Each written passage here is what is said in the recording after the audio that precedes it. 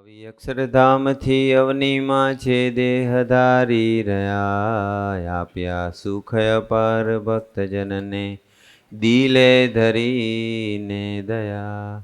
કીધા ચારુ ચરિત્ર ગાન કરવા જેને કરુણા કરી, બંધુ મંગલ મૂર્તિ ઉરધરી સર્વોપરી શ્રી હરિ. જેના દિવ્ય સુદિવ્ય જે ચરિતમાં વિલસી હરિ તોરયા, સંબંધે થઈ શૂન્ય જે વિચરતા દાસત્વ ધારી રહ્યા. આપે અક્ષર સુખ ભક્તજનને સુહૃદ બની સર્વદા, એવા સ્વામી પ્રબોધદાસ ગુરુને ભૂલકા સહુ સેવત.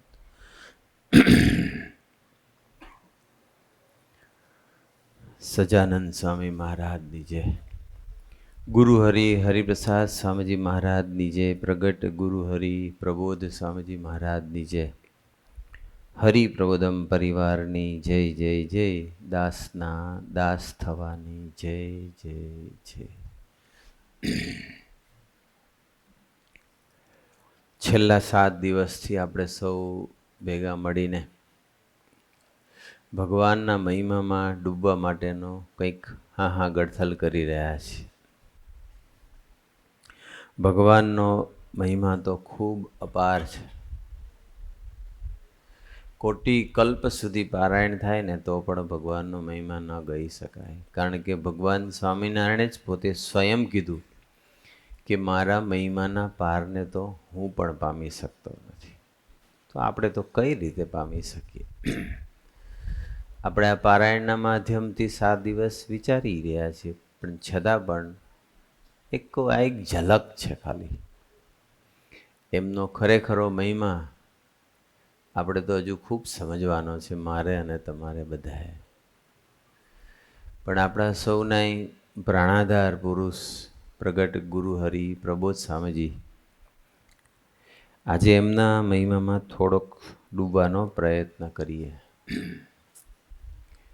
ભગવાન સ્વામિનારાયણ પૃથ્વી પર આવે, ગુણાતીતાનંદ સ્વામીએ કહ્યું કે મહારાજ પોતાનું અક્ષરધામ, પાર્ષદ અને પોતાનું સમગ્ર ઐશ્વર્ય બધાને લઈને આવે. પણ મહારાજ અક્ષરબ્રહ્મને લીધા વગર તો આવી જ ન શકે. અક્ષરબ્રહ્મ છે એ મહારાજનું રહેવાનું ધામ છે. અક્ષર બ્રહ્મ સિવાય પુરુષોત્તમ નારાયણ પૃથ્વી પર પ્રગટી ના શકે, અને કદાચ પ્રગટે તો એમનું જે કાર્ય છે એ પૂરું ના થાય વિધાઉટ અક્ષર બ્રહ્મ. અક્ષર બ્રહ્મનું પુરુષોત્તમ નારાયણ સિવાય તો અક્ષર બ્રહ્મનું અસ્તિત્વ પણ નથી. પણ આ પૃથ્વી પર કે કોઈ પણ બ્રહ્માંડમાં નારાયણ પધારે ત્યારે અક્ષર બ્રહ્મને લઈને આવે છે. નારાયણનો તો મહિમા ન ગાઈ શકાય, પણ અક્ષર બ્રહ્મનો પણ મહિમા ગાઈ શકાય એમ છે નહીં. જેને લઈને અનંત બ્રહ્માંડો છે. સ્વામીજી આપણે ખૂબ વાંચ્યું છે, સાંભળ્યું છે. જગતમાં જે કંઈ છે બધા મિરેકલ્સ. આપણે પ્રથમ 27ની વાત વાંચી હતી, સાંભળી હતી કે પ્રથમ 27માં મહારાજે જે બધા વર્ણન કર્યું છે. સૂર્ય અને ચંદ્ર ઉદય અસ્તપણાને પામે છે, જેની રાખી પૃથ્વી ડોલે છે, ફરે છે. આકાશમાં જે બધી ગાજવીજ થાય છે, મેઘ વર્ષે છે, બધું અક્ષર બ્રહ્મને લઈને છે. પાળ વિનાનો સમુદ્ર એની મર્યાદાનું ઉલ્લંઘન કરતો નથી. આકાશમાં આટલું મોટું અનંત કોટી તારાઓ છે, એ અદ્ધર રહ્યા છે. સૂર્ય તો નજીકનો તારો છે, પણ સૂર્ય પૃથ્વીથી કેટલો બધો મોટો છે. સૂર્ય કરતાં પણ અનંત ગણા મોટા અનંત તારાઓ છે. તો પૃથ્વી પર એકાદો તારો પડે તો પણ પૃથ્વીનું અસ્તિત્વ રહે નહીં. છતાં એ બધું જે કંટ્રોલમાં રહે છે એ બિકોઝ ઓફ અક્ષર બ્રહ્મ છે. વરસાદ પડશે ને બધી બાજુ લીલું છમ થશે, પાણીને લઈને નહીં, પાણી નિમિત્ત છે. અક્ષરબ્રહ્મને લઈને બધી લીલોતરી છે. અક્ષરબ્રહ્મને લઈને અનાજ ઉગે છે, અનાજની અંદર મીઠાશ છે. અક્ષરબ્રહ્મને લઈને કેરી, સફરજન વગેરે આપણે ફ્રૂટ જમીએ છીએ, એમાં જે અલગ અલગ રસ છે, દરેક ફળનો રસ અલગ અલગ છે. કેરીનો જુદો, કેરીમાં પણ કેટલા બધા પ્રકાર. અમને કોઈ કેસર કેરી આપી ગયું હતું, તો પેલા દેગમવાળા અમને કંઈક સોનપરી આપી ગયું. બધાનો ટેસ્ટ અલગ અલગ, હાફૂસનો અલગ, રાજાપુરીનો અલગ. તો આ બધો રસ મૂક્યો કોણે? કોઈ લેબોરેટરીમાં આનું ફોર્મ્યુલા નક્કી થઈ હતી? કોણે કર્યું આ બધું? અક્ષરબ્રહ્મને લઈને છે. અલગ અલગ ફૂલોની અંદર સુવાસ જે છે, એ સુવાસને અંદર મૂકનાર કોણ છે? મનુષ્યએ મૂક્યું છે? કોઈ લેબોરેટરીમાં બન્યું છે? આર્ટિફિશિયલ ઇન્ટેલિજન્સથી બન્યું છે? બધું જ અક્ષરબ્રહ્મને લઈને છે. આ લાઇટ ચાલે છે, લાઇટનો પ્રકાશ જેને લઈને આપણે અરસપરસ એકબીજાના દર્શન કરી શકીએ છીએ. આ પંખા ફરે છે, એસી ચાલે છે, આ સાઉન્ડ સિસ્ટમ ચાલે છે, તો સ્પીકરથી તમને અવાજ પહોંચી શકે છે. કોને લઈને? અહીંયા તો હું બોલું છું, પછી એ કેબલમાંથી પસાર થાય, સિસ્ટમમાં જાય, ત્યાંથી પછી સ્પીકરમાં આવે એમ્પ્લિફાય થઈને. એ પ્રવાહ કોને લઈને છે? અક્ષરબ્રહ્મને લઈને છે. યુજીવીસીએલમાંથી કે ટોરેન્ટમાંથી પાવર કેબલ તો નાખી દીધો છે, પણ એ અંદર અક્ષરબ્રહ્મની શક્તિ છે, એટલા માટે એ કરંટ અહીં સુધી પહોંચી શકે છે અને આપણને આ પ્રકાશ નીકળે છે. બધું અક્ષરબ્રહ્મને લઈને છે. આજે હું બોલી શકું છું, જે મારો અવાજ નીકળે છે અને તમે સાંભળી શકો છો, એ બોલવાની શક્તિ કોને લઈને છે? અક્ષરબ્રહ્મને લઈને છે. તમે સાંભળી શકો, અક્ષરબ્રહ્મને લઈને છે. સવારે બધા જમ્યા હશે ને અત્યારે પારાયણ પછી આપણે જમીશું અહીંયા પ્રસાદ. કાલે બરફના ગોળા ખાધા બધાએ, આજે જમીશું. એ જમ્યા પછી અંદર શું પ્રોસેસ થાય છે એ કોઈને ખબર નથી. એ પચાવનાર, પચ્યા પછી એ પાચક રસ અંદર ભળે ને પછી એમાંથી લોહી બને, તો લોહી બનાવનાર કોણ છે? જો મનુષ્ય હોય તો હજુ સુધી આજ દિન સુધી કોઈ મનુષ્ય લોહી બનાવી શક્યો નથી, અને બનાવ્યું અને પછી જેને ચડાવ્યું તો એ માણસનું મૃત્યુ થયું છે. ટિલ ટુડે આટલી બધી જબરજસ્ત મેડિકલ સાયન્સ, મેડિકલ ટેકનોલોજીનું ડેવલપમેન્ટ હોવા છતાં હજુ બ્લડ નથી બની શક્યું. તો આપણે તો ખાઈએ બધું અલગ અલગ ખાઈએ. ઇન્ડિયાના લોકોનો ખોરાક જુદો, ચાઇનીઝનો જુદો હોય, અમેરિકા બધાનો જુદો જુદો હોય, છતાંય બધાનું લોહી તો લાલ થાય છે. લોહી બનાવે છે કોણ? અક્ષરબ્રહ્મ. બધું જ અક્ષરબ્રહ્મને લઈને છે. કોઈ એવી જગ્યા નથી કે જ્યાં અક્ષરબ્રહ્મ ના હોય. સૂક્ષ્મમાં સૂક્ષ્મ વસ્તુની અંદર પણ અક્ષરબ્રહ્મ છે. જડ અને ચેતન બધે જ અક્ષરબ્રહ્મ છે. અહીંથી પ્રકૃતિ પુરુષ જે કંઈ છે, જડ અને ચેતન બધું જ અક્ષરબ્રહ્મને લઈને છે. અક્ષરબ્રહ્મની સહેજ દ્રષ્ટિ ખસી જાય ને અથવા ખેંચી લે તો અનંત બ્રહ્માંડના અનંત કોટી જીવો એ મૃતપાય થઈ જાય, મરી જાય, ગંધાઈ ઉઠે.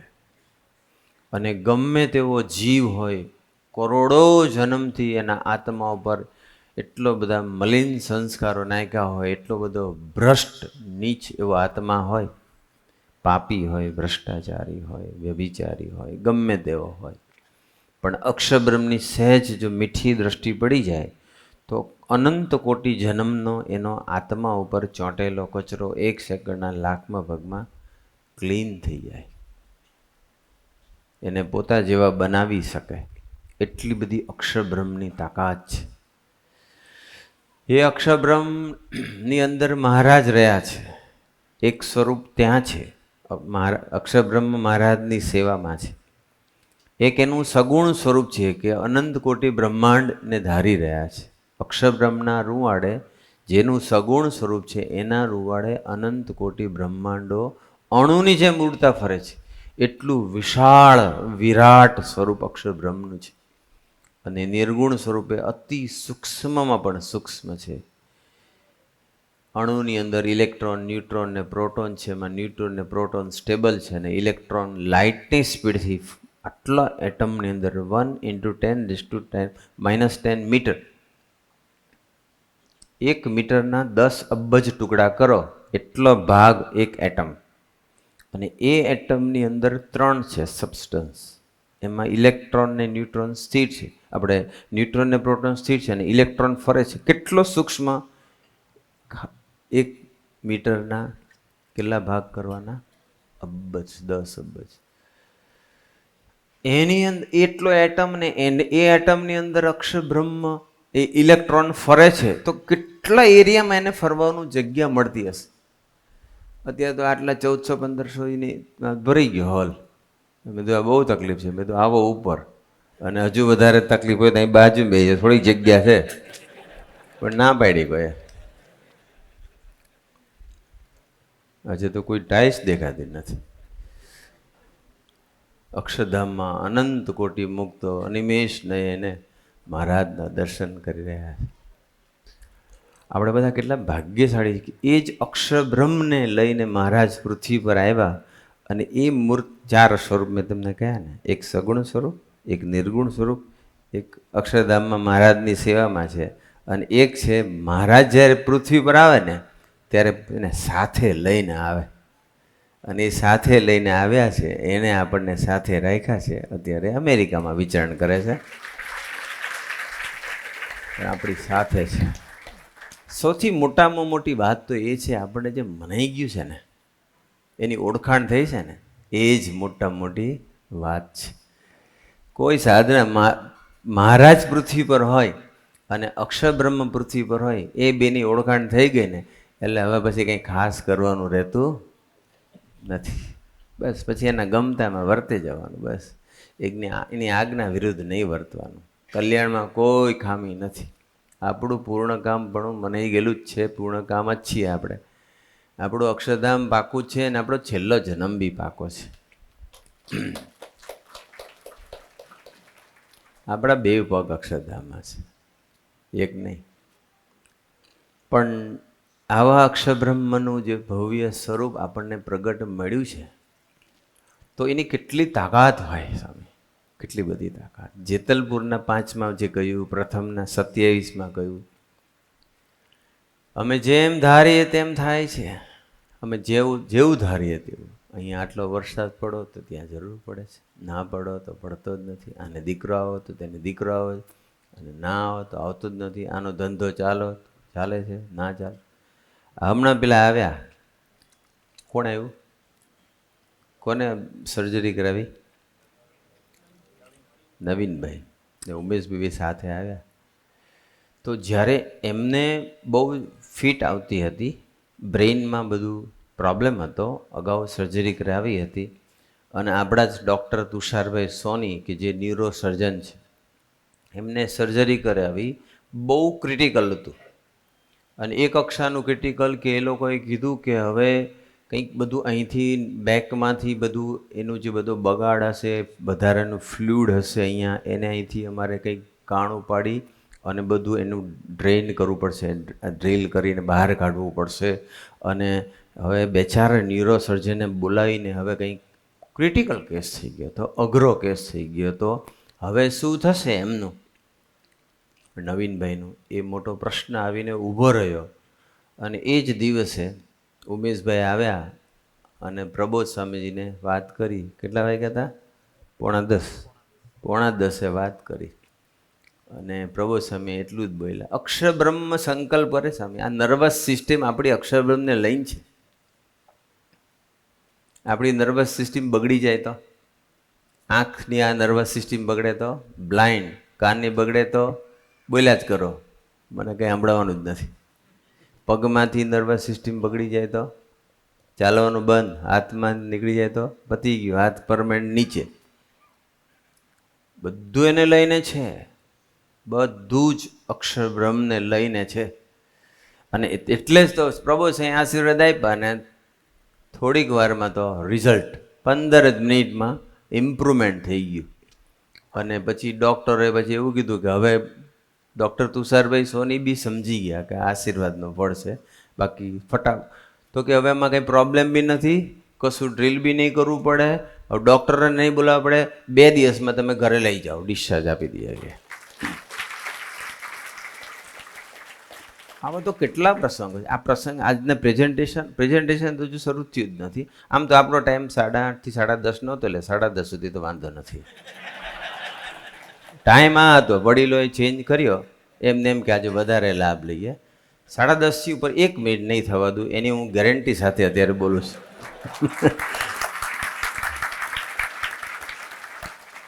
અને કોઈ ચિંતા કરવાની જરૂર નથી, રોટલા તો માથે લીધા જ છે જ બધા વડીલોએ. જગદીશ કાકાએ આજે લીધા. આજની રસોઈ કોના તરફથી છે? જગદીશ કાકા પ્રમુખ છે.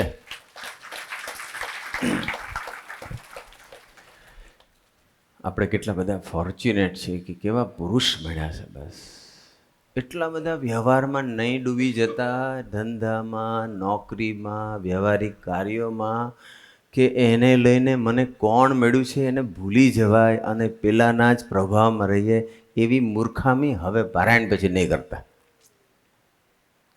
પ્રોબ્લેમ આવે જીવનમાં. ભગવાનને છે ને ભજન કરાવવું છે, ભગવાનને છે ને દાસત્વમાં લઈ જવાના છે, આપણને લઈ જવા છે. ભગવાનને છે ને આપણને મનાઈ દેવું છે કે તારે લઈને હું જ. આપણે કોને લઈને છીએ? એને લઈને છીએ. ભગવાનને મનાઈ દેવું છે કે મેરા મુझ में कुछ નહીં. ભગવાનને આપણી પાસે કરાવવું છે બસ તું હી તું હી તું હી. આપણે આપણામાંથી બહાર નીકળીએ, આપણા તંત્રમાંથી બહાર નીકળીએ, આપણા ઈગોમાંથી બહાર નીકળીએ એટલે ભગવાન નાના નાના પ્રશ્નો કરુણાએ કરીને ઊભા કરે છે. એને નથી ગમતું છતાંય કરે છે. કોઈ જોબનો ઇસ્યુ થઈ જાય, બિઝનેસમાં કંઈ પ્રોબ્લેમ થઈ જાય, વિઝાનો ઇસ્યુ થઈ જાય, હેલ્થનો ઇસ્યુ થઈ જાય, દેશકાળ આવી જાય, નાના નાના પ્રસંગો બને, રાઈટ. આપણું જે ધાર્યું એનાથી કંઈક જુદું જ થયા કરે તો સમજી લેવાનું કે હવે એનો પ્રવેશ છે. એનો પ્રવેશ હોય ત્યારે એને સંભાળવા જોઈએ. પણ જીવ એવો અવળો છે, પ્રોબ્લેમ આવે ત્યારે પ્રોબ્લેમના વિચારમાં જ રહ્યા કરે છે. જેને લઈને સોલ્યુશન છે એનો વિચાર એને આવતો જ નથી. બધા જ પ્રોબ્લેમનું સોલ્યુશન પ્રભુ સ્વામીજી છે. એને ક્યારેય નહીં ભૂલવા જોઈએ, આપણે ક્યારેય ના ભૂલવા જોઈએ. આમ તો મારે ને તમારે બધાએ એવી એક મિનિટ એવી ના જવી જોઈએ કે નહીં આપણને વિસ્મૃતિ થાય. ગમે તેવું સારું કાર્ય કરીએ કે ગમે તેવું કંઈક તકલીફવાળું કામ આવી જાય, સાનુકૂળ સંજોગો કે પ્રતિકૂળ સંજોગો, રાઈટ, ફેવરેબલ સર્કમસ્ટન્સીસ હોય કે એડવર્સ સર્કમસ્ટન્સીસ હોય, બંનેની અંદર આપણે એને ભૂલવાના નથી.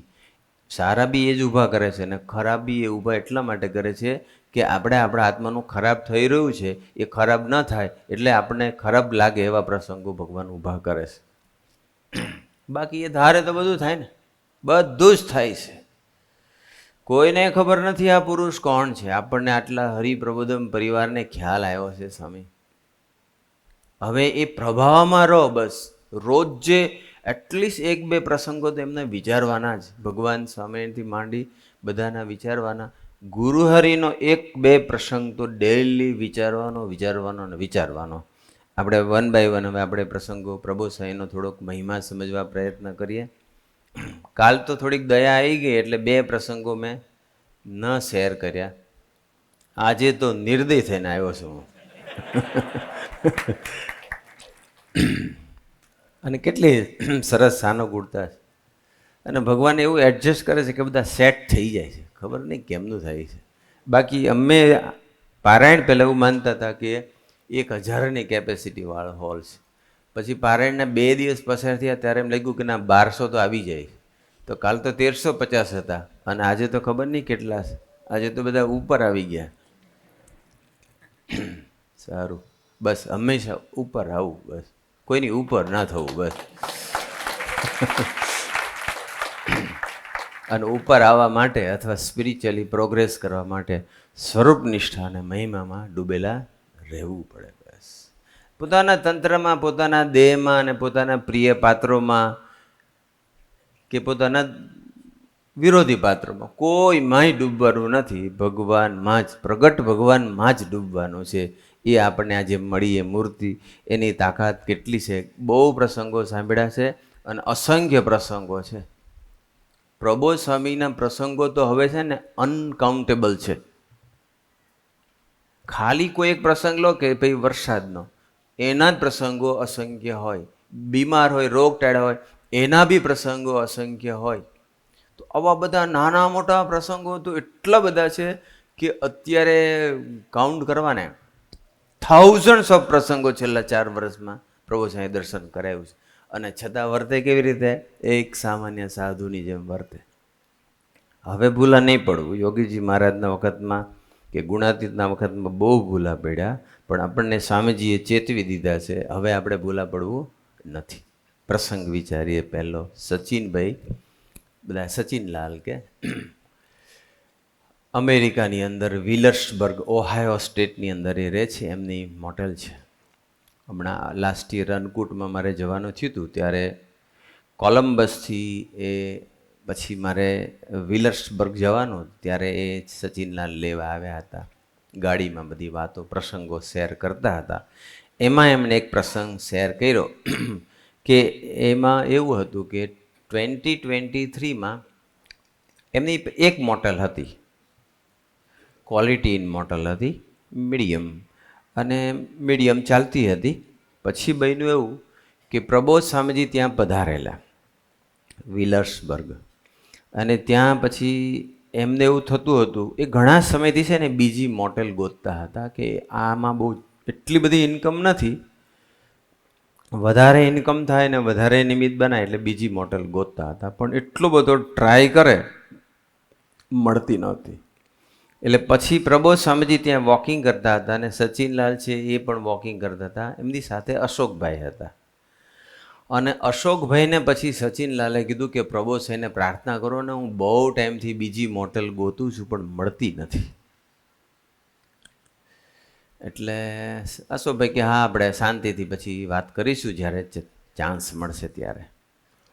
અને એ ચાલતા હોય છે આગળ, પ્રબોધ સ્વામીજી ચાલતા હોય છે, આ લોકો પ્રબોધ સ્વામીની પાછળ પાછળ અમુક ડિસ્ટન્સમાં ચાલતા હોય છે.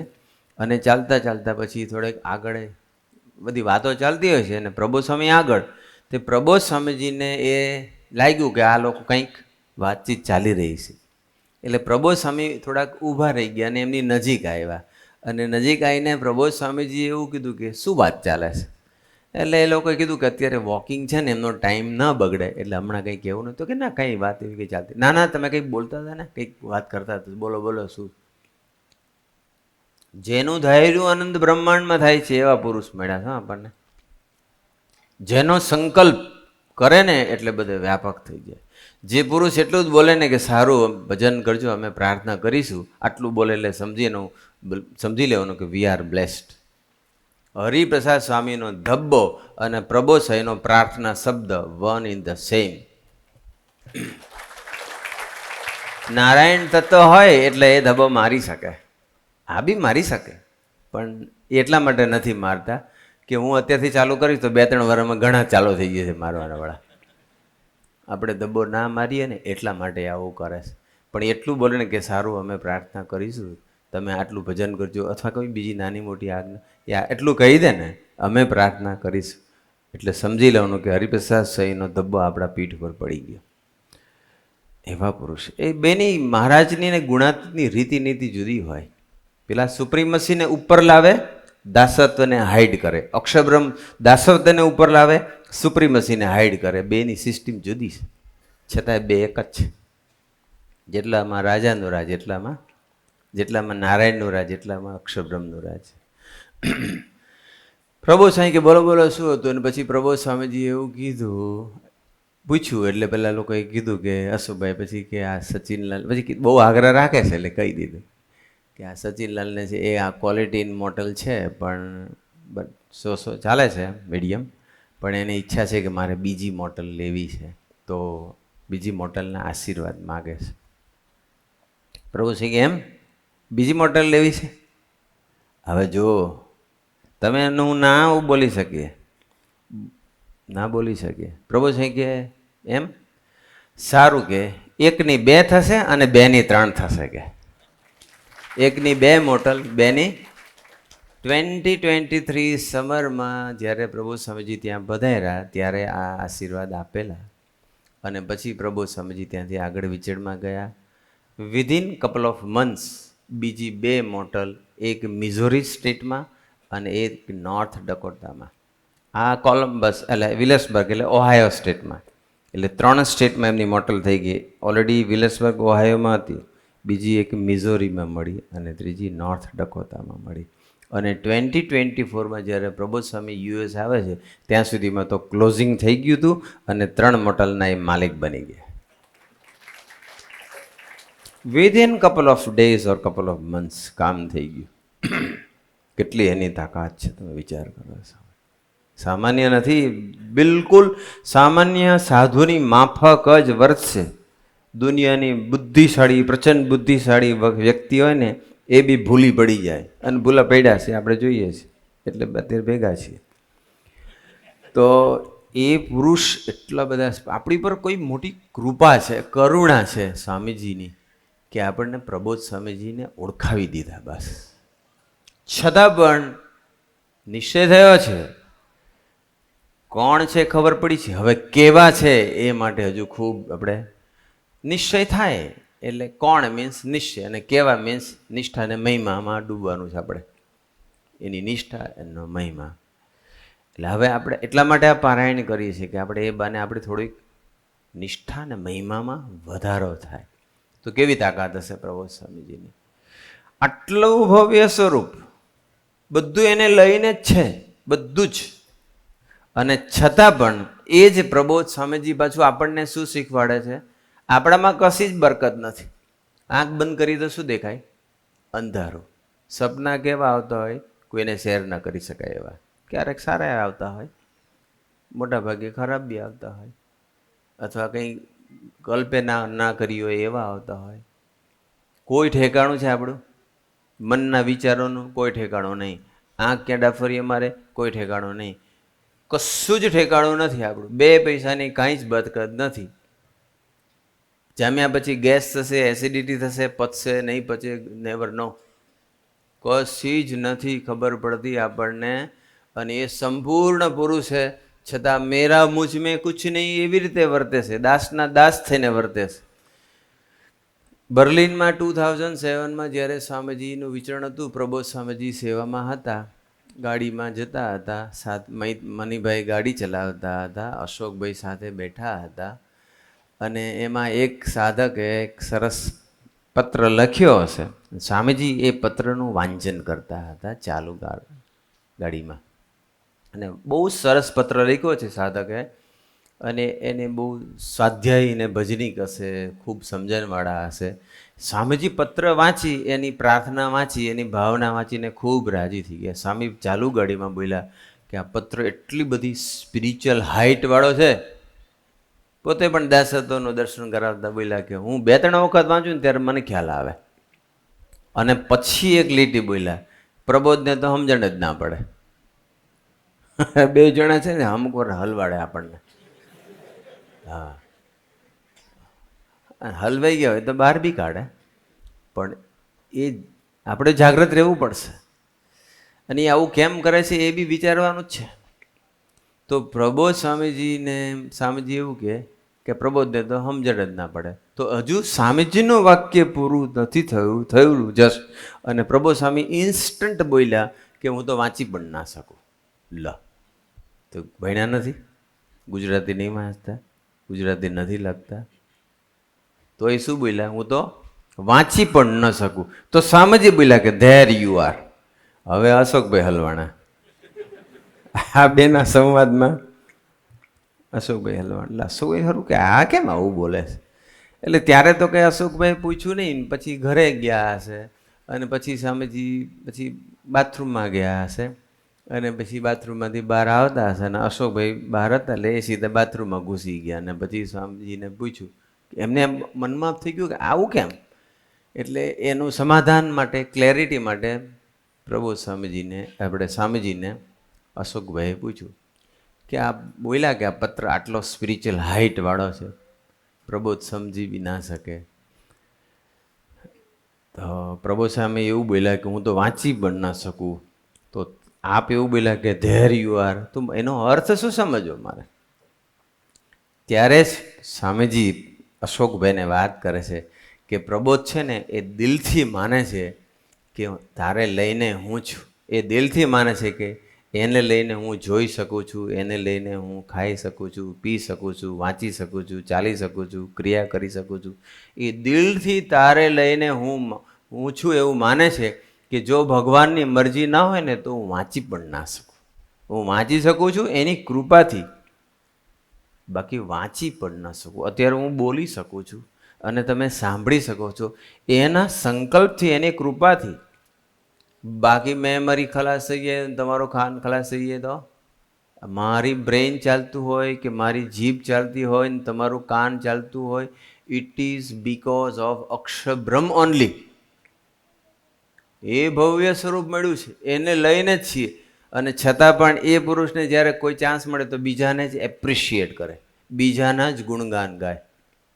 અને આપણે આપણા ઘણી વખત આપણી જ વાતો કરો. હવે તો બધું બદલાઈ ગયું છે, પણ છતાં બી જાગ્રત ન રહીએ તો આપણને તો આપણી જ વાતો કરવામાં રસ હોય, આપણો જ મહિમા બહાર આવે એમાં રસ હોય, આપણને જ એપ્રિશિએશન મળે એમાં રસ હોય, આપણા જ ગુણગાન ગવાય એ માટેનો હળવો પ્રયત્ન હોય. પણ આ પુરુષ દાસના દાસ થઈને એક બાજુ એની સુપ્રીમસી કેવી, એકમાંથી બે, બેમાંથી ત્રણ થશે, અને બીજી બાજુ હું તો વાંચી ના શકું. કેટલું કોન્ટ્રાડક્ટરી છે. એક બાજુ સુપ્રીમસી છે, એક બાજુ એનું દાસત્વ, તારે લઈને હું ની ભાવના છે. આપણે આગળ વિચારીએ. આ પ્રસંગ લંડનનો છે. લંડનની અંદર 2024ની અંદર ઉત્કર્ષ કરીને એક દીકરો છે, ઓડ ગામનો છે, ઈસ્ટ લંડનમાં રહે છે.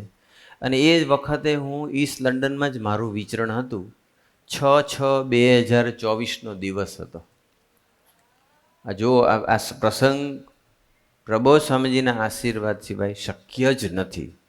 તમે કદાચ થોડા એ સાંભળ્યો બી હશે, પણ આજે હું ફરીથી શેર કરું છું, કારણ કે પ્રબોધ સ્વામીજીની સુપ્રીમસીનું આમાં દર્શન થાય છે, એટલે કહેવાનું મન થાય છે. અને હું તો ફ્રોમ ડે 1 છેક પત્યું નહીં ત્યાં સુધી હું એનો સંપૂર્ણ સાક્ષી છું, એટલે હું પ્રસંગ કહું છું. એટલે હું ઈસ્ટ લંડનમાં હતો અને 6/6/2024ના દિવસે એ ઉત્કર્ષને બહુ ડાયરિયા થઈ ગયો હતો અને બધું ડિહાઇડ્રેશન ખૂબ થઈ ગયું હતું. વારે વારે ટોયલેટ જતા હતા, બોડીમાંથી બધું ફ્લૂડ નીકળી ગયું હતું, ડિહાઇડ્રેશન થઈ ગયું હતું, એટલે ચક્કર બી આવે. એ દિવસે અમારી સભા હતી, પણ મને કે હું નહીં આવી શકું. મેં તો વાંધો નહીં, મને કે લિંક મોકલો ઓનલાઈન. પછી એને ઓનલાઈન, પણ એ દિવસે એટલું બધું એને તકલીફ હતી. એ જ્યાં રહેતો હતો, જ્યાં બધા ભેગા રહેતા હતા છોકરાઓ, અને એ દિવસે એને પછી વારે વારે ટોયલેટ બી જવું પડતું હતું. તો રાત્રે 2-2:30 વાગે એને ટોયલેટ લાગી, બાથરૂમ ગયા. હવે એની બાથરૂમ એવું છે, ભાડે મકાનમાં રહેતા હતા, એની જે બાથરૂમ એક વિન્ડો છે, એ વિન્ડો એટલી બધી મોટી અને આમ એવી રીતે ખુલ્લે કે આખી જ ખુલ્લી જાય, અને બહુ જ મોટી વિન્ડો, બારણાથી થોડીક નાની, એટલી મોટી વિન્ડો હતી. અને પછી અંદર ગયો અને લેટ્રિન ગયો હશે અને ખૂબ ચક્કર આવ્યા અને બધું બેભાન જેવું થઈ ગયું, અને વિન્ડોમાંથી એ પડી ગયો 3જા માળેથી, અને નીચે કોન્ક્રીટ પાક્કું, અને માથું સીધું જ અથડાયું. અને એટલો બધો અવાજ આવ્યો કે આ લોકોને સંભળાયો. એટલું બધું આમ નાળિયેર ફૂટે ને એમ ખોપડી ફાટી ગઈ આખી, અને એટલું બધું બ્લીડિંગ, ખાબોચિયું ભરાઈ ગયું. પછી તો આ લોકો બધા જાગ્યા, દોડ્યા, અને એ પાછળ જવા માટે પછી એક વંડી દિવાલ આવતી હતી, એને ઠેકીને ગયા રાત્રે 2 વાગે. અને પછી જોયું તો પરિસ્થિતિ એટલી બધી ગંભીર. તાત્કાલિક ફોન કર્યો, એમ્બ્યુલન્સ બોલાવી, એમ્બ્યુલન્સ થોડીક વારમાં આવી ગઈ, પણ આ તો બેભાન થઈ ગયો હતો. અને પછી એને તાત્કાલિક રોયલ લંડન હોસ્પિટલમાં એને લઈ ગયા, તાત્કાલિક ઇમરજન્સીમાં. અને એટલી બધી એની પરિસ્થિતિ ગંભીર, ખોપડી ફાટી ગઈ, બ્રેઇનમાં મલ્ટિપલ ઇન્જરી, અહીંથી બધું લોહી નીકળે, ચેસ્ટમાંથી લોહી નીકળે, કોલર બોન તૂટી ગયો, રિબ્સ તૂટી ગઈ, ગોલ બ્લેડર ફાટી ગઈ, લીવર ડેમેજ થઈ ગયું, એટલા બધા મલ્ટિપલ પ્રોબ્લેમ્સ હતા. અને પછી તો રાત્રે આ પ્રસંગ બન્યો, મારો મોબાઈલ સાયલેન્ટમાં હતો. પછી એ લોકોએ ચિરાગભાઈ મહેતાને ફોન કર્યો. ચિરાગભાઈ મહેતા, બધા યુવકો પહોંચી ગયા, પણ ચિરાગભાઈ મહેતા નોર્થ લંડનથી ઈસ્ટ લંડન આવી ગયા. અને સવારમાં મારી પર ફોન આવ્યો, મને કે સ્વામી ઇટ ઇઝ વેરી સિરિયસ. એની ભાષા વાત ઉપરથી એવું જ લાગતું હતું કે કદાચ હવે is no longer with us, એ નહીં રહે. પછી મને કે તમે પ્લીઝ, પ્રભુ સાંઈ યુએસએ હતા, મને કે તમે પ્લીઝ પ્રભુ સાંઈને વાત કરો. મેં કીધું ચિરાગભાઈ એક કામ કરો, તમે ડૉક્ટરને મળો, એક્ઝેક્ટ એનું સ્ટેટસ જાણી લો અને ત્યાંથી જ વિડીયો કોલ કરો, અને કાંઈ પ્રભુ સાંઈ પૂછે એનો જવાબ બીજો માર્ક જોઈતો હોય તો તમે ત્યાંથી આપી શકો. એટલે તમે ત્યાંથી વિડીયો કોલ કરો. એ પ્રભુ સાંઈને વિડીયો કોલ કરે છે. પ્રભુ સાંઈ વિડીયો કોલ પર દર્શન આપે છે, આખો જ પ્રસંગ વર્ણવે છે, ઉત્કર્ષભાઈની જે હાલત છે એ વર્ણવે છે. અને જે ડૉક્ટરે એવું કહી દીધું હતું કે આ કેસ બચવાનો, એ આગળ હું વાત કરું છું, પણ પ્રબોધ સ્વામીજીએ શું કહ્યું અને કેવા આશીર્વાદ આપ્યા. ડૉક્ટરે, હું પાછળની વાત અત્યારે આગળ કહી દઉં કે ડૉક્ટરે થોડા દિવસ પછી એવું કીધું કે હવે 3 જ પોસિબિલિટી છે.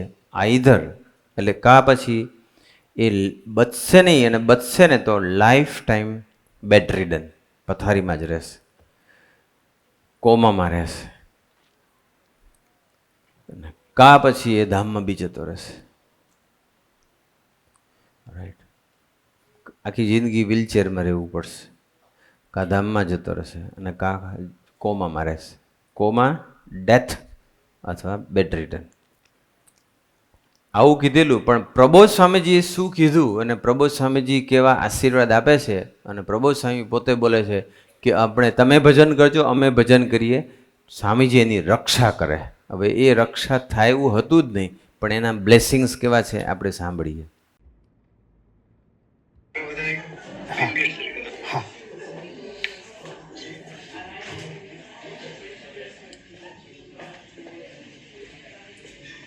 ભજન કરજો બધા. જી સ્વામી.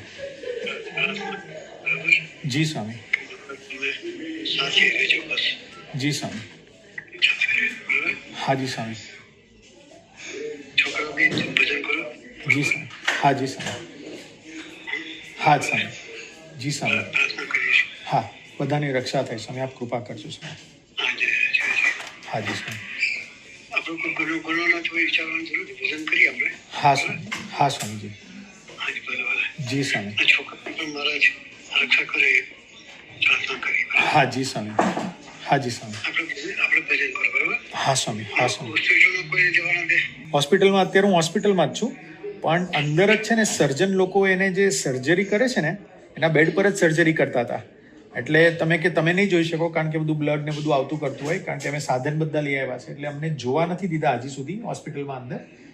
અને આ દીકરાઓ છે વ્રજ નહીં લોકો, તો એ તો સવારથી અહીંયા છે, અને મને લગભગ 3 કલાક જેવું થયું, પણ અંદર જવા નથી દીધા હજી સુધી અંદર. એમની અમે વોર્ડની બહાર જ બેઠા છીએ. હા જી સ્વામી. જી સ્વામી. હા જી સ્વામી. જી સ્વામી.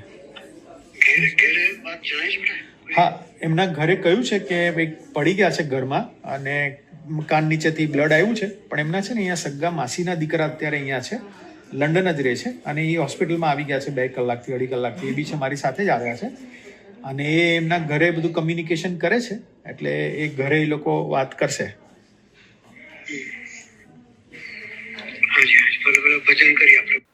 પ્રભુ સ્વામીએ કીધું, બધો રિપોર્ટ જાણી લીધો. પ્રભુ સાહેબ બધું જે કંઈ પ્રશ્ન પૂછે, પ્રભુ સાહેબ આટલું જ બોલ્યા, તમે ભજન કરજો, અમે કરીએ, એની રક્ષા થાય.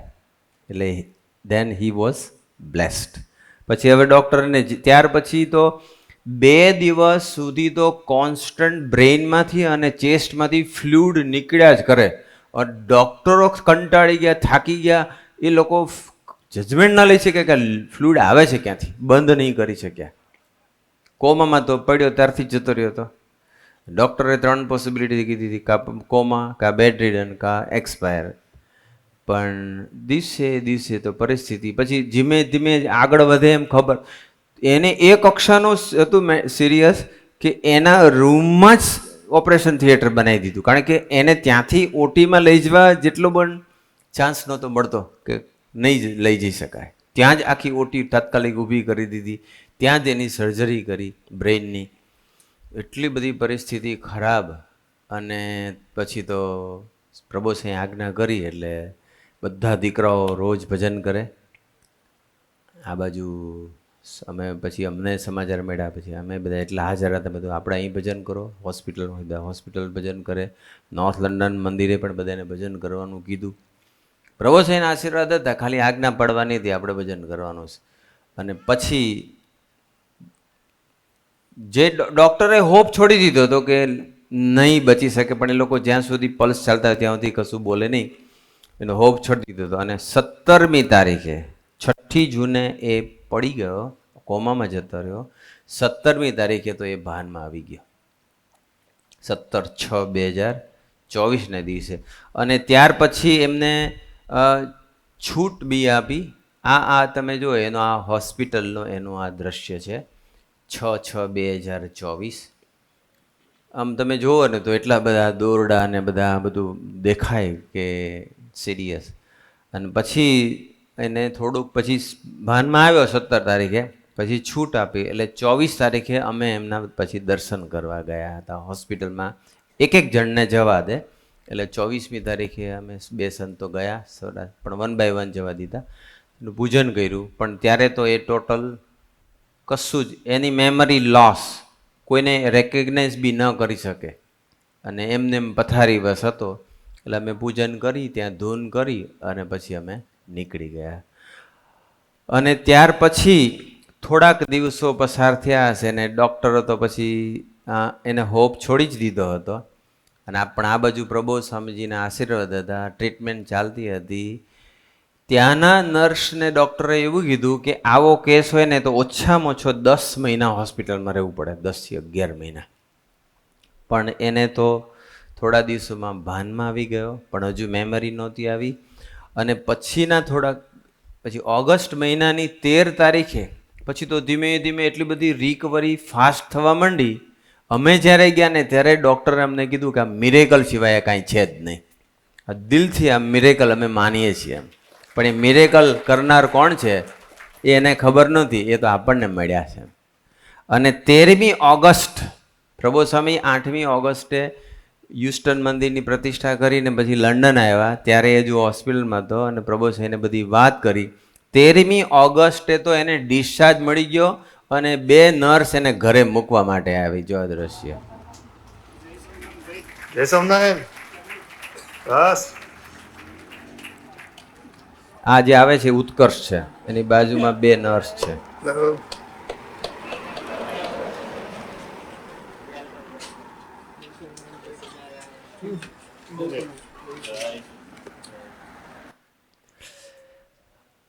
અને પછી 17 ઓગસ્ટના ભક્તિ ઉત્સવ આવતો હતો, 17, 18 ને 19 3 દિવસ. પણ પછી એને પાછા ઘરે લઈને લઈ ગયા.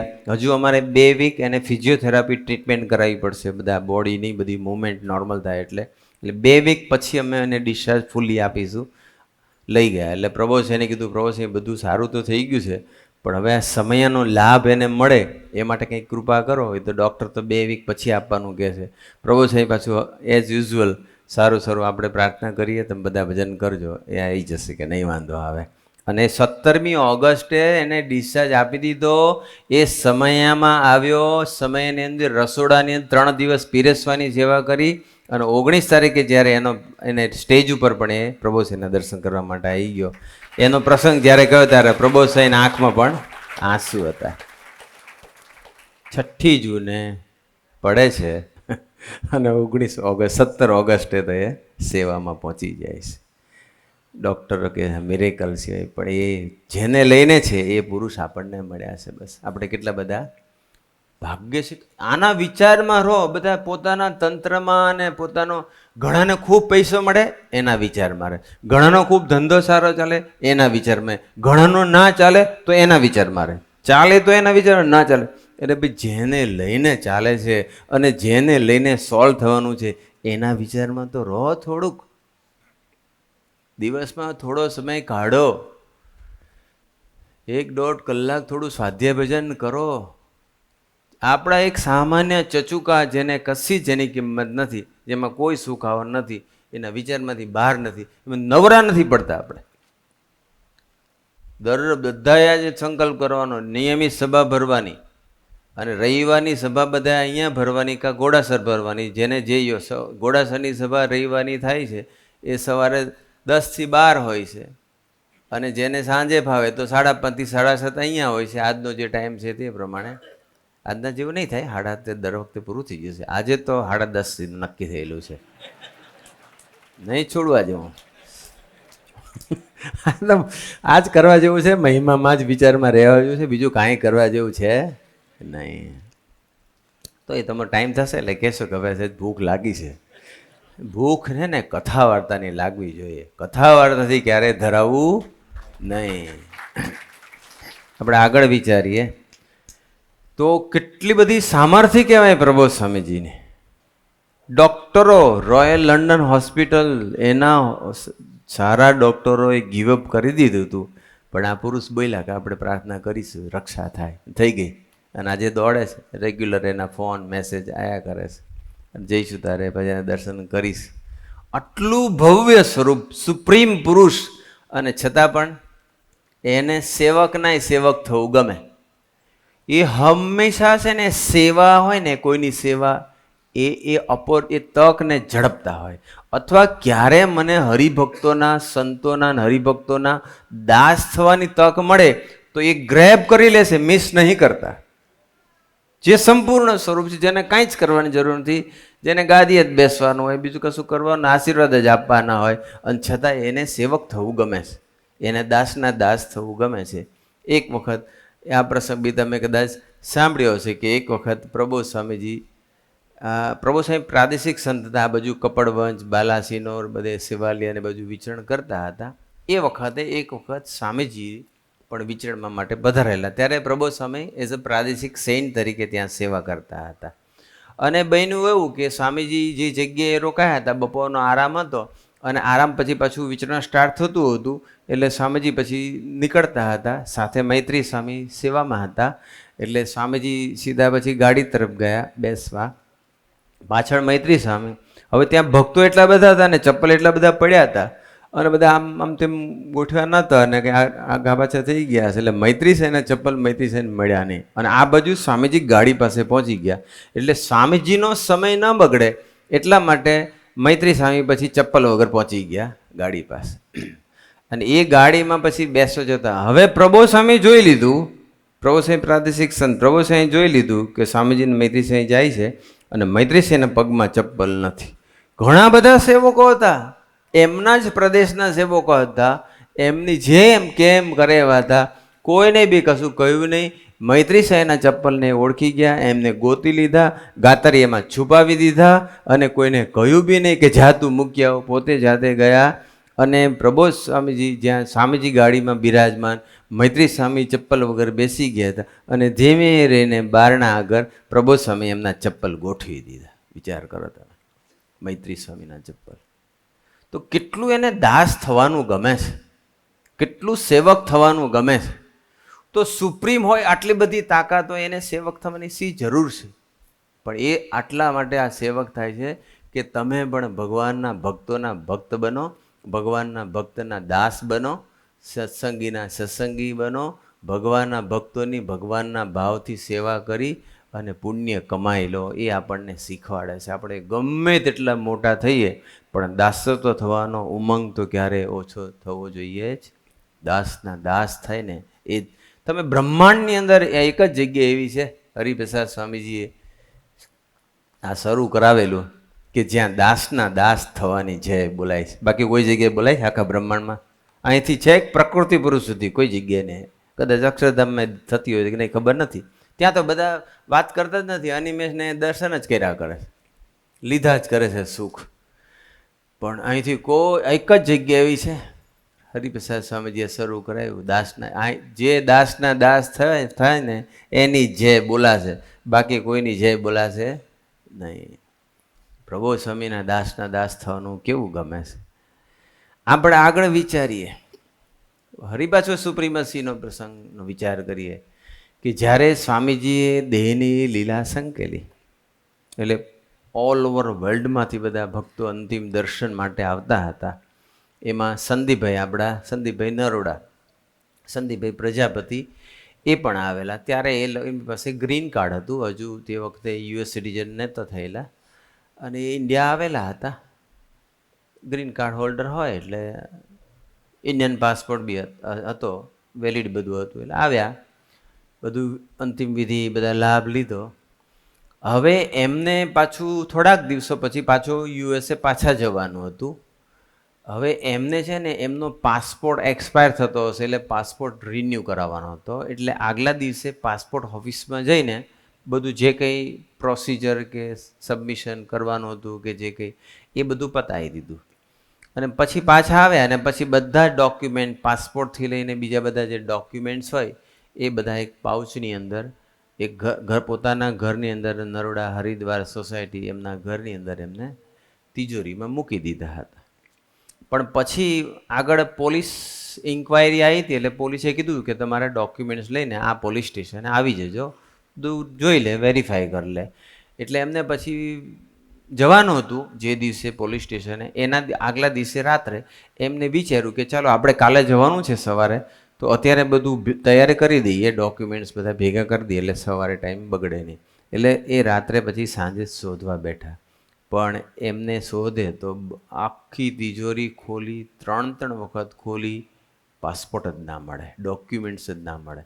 પછી ઘરમાં જેટલા કબાટ કે જેટલી જગ્યા, રૂમ, કિચન, એવરીથિંગ, અને મલ્ટિપલ ટાઈમ શોધે પણ મળે જ નહીં.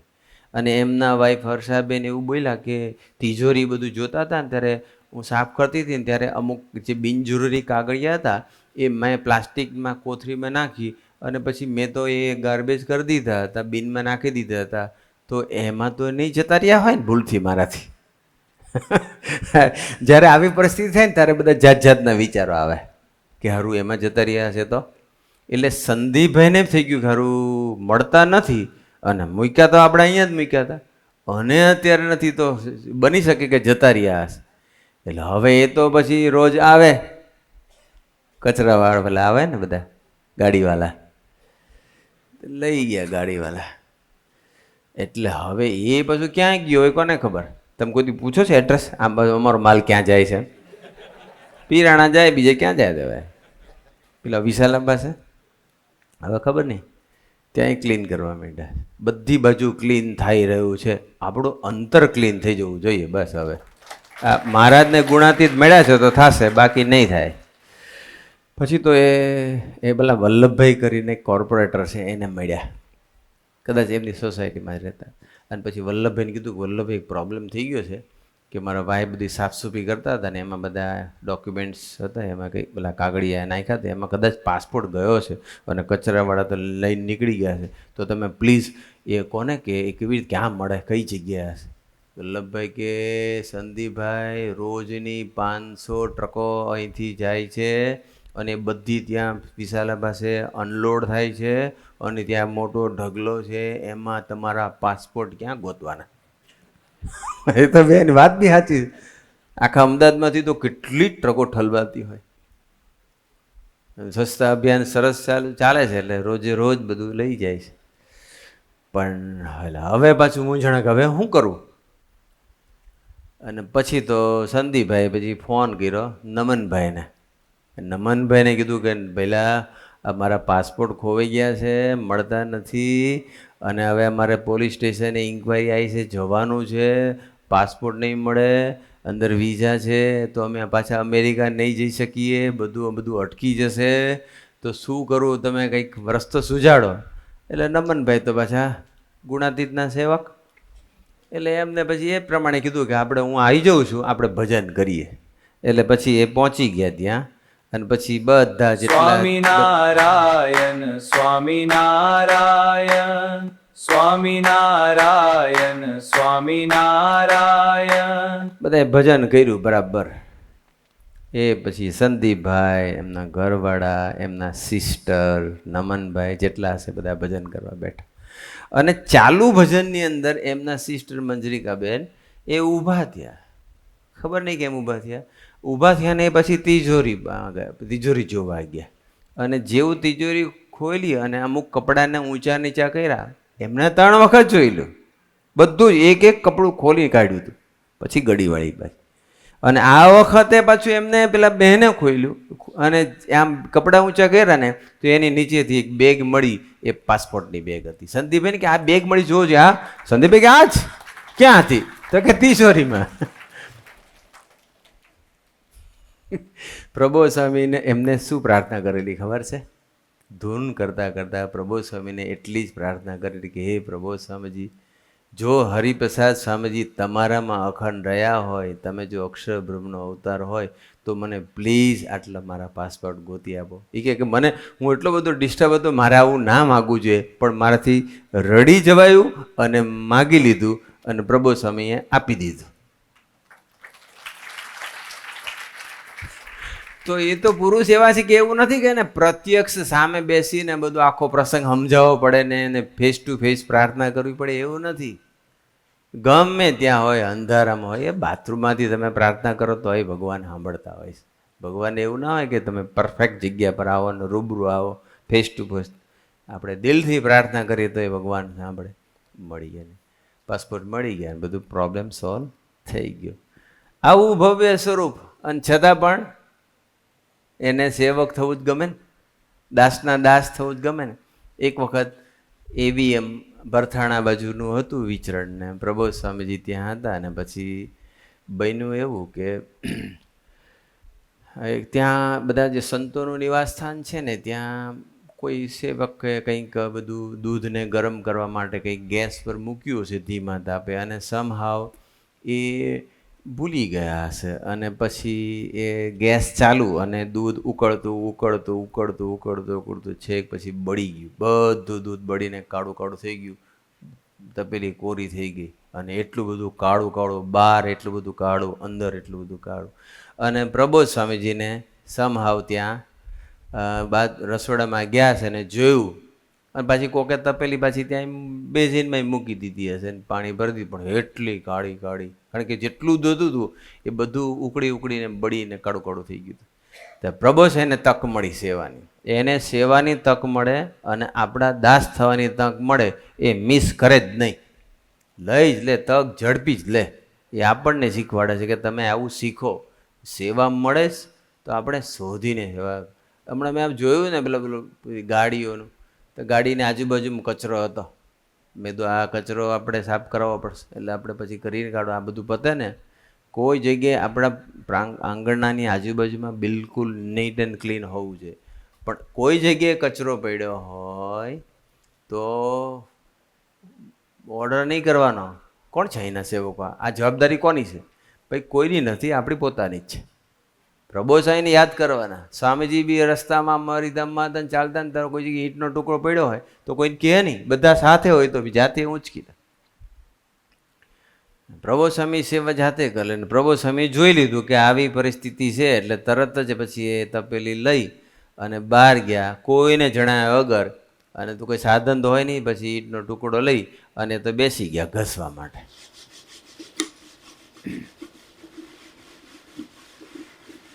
બધું ઉકેડી ગયું. ત્યાર પછી બધા છોકરાઓ આવ્યા અને પછી બધાને ખબર પડી, ત્યાં સુધીમાં તો બધું ક્લીન થઈ ગયું હતું, જે કંઈ બધું વાસણ કે બધું કાળું કાળું થઈ ગયું હતું. એક બાજુ સંપૂર્ણ પુરુષ છે, બધું એનું ધાર્યું થાય છે, અને બીજી બાજુ સેવકના સેવક થઈને જીવન જીવે છે, દાસના દાસ થઈને જીવન જીવે છે, અને પાછા કોઈને જણાવે ના દે. આપણે તો કોઈ આગળ પાછળ જો કોઈ જાણ થાય તો આપણે એમ થાય હા હવે વાંધો નહીં, એકાદ બેને ખબર પડી. અને એમાંય જો કોઈ મોબાઈલથી ફોટો પાડે તો ઉપર 1 મિનિટ સરખી હવે પાડ, હવે તું પાડ અંદર. આપણે તો કઈ દશા છે ઘણી વાર આપણે જીવ દશામાંથી બહાર નીકળીને બ્રહ્મ દશામાં જવું છે, અને બ્રહ્મ દશામાં જવું હોય તો બ્રહ્મમાં નિરંતર ડૂબેલા રહેવું પડે. બસ આગળ આપણે વિચારીએ કે આ પ્રસંગ બી કદાચ તમે સાંભળ્યો હશે કે પ્રભુ સ્વામી એમના પ્રદેશમાં જ્યારે વિચરણ કરતા હતા ત્યારે એક યુવક એમની સેવામાં હતો, અને પ્રભુ સ્વામી જે રૂમમાં સૂતા હતા, પ્રભુ સ્વામી પલંગ પર સૂતા હતા અને હોલમાં વચ્ચે નીચે એ યુવક સૂઈ ગયો હતો.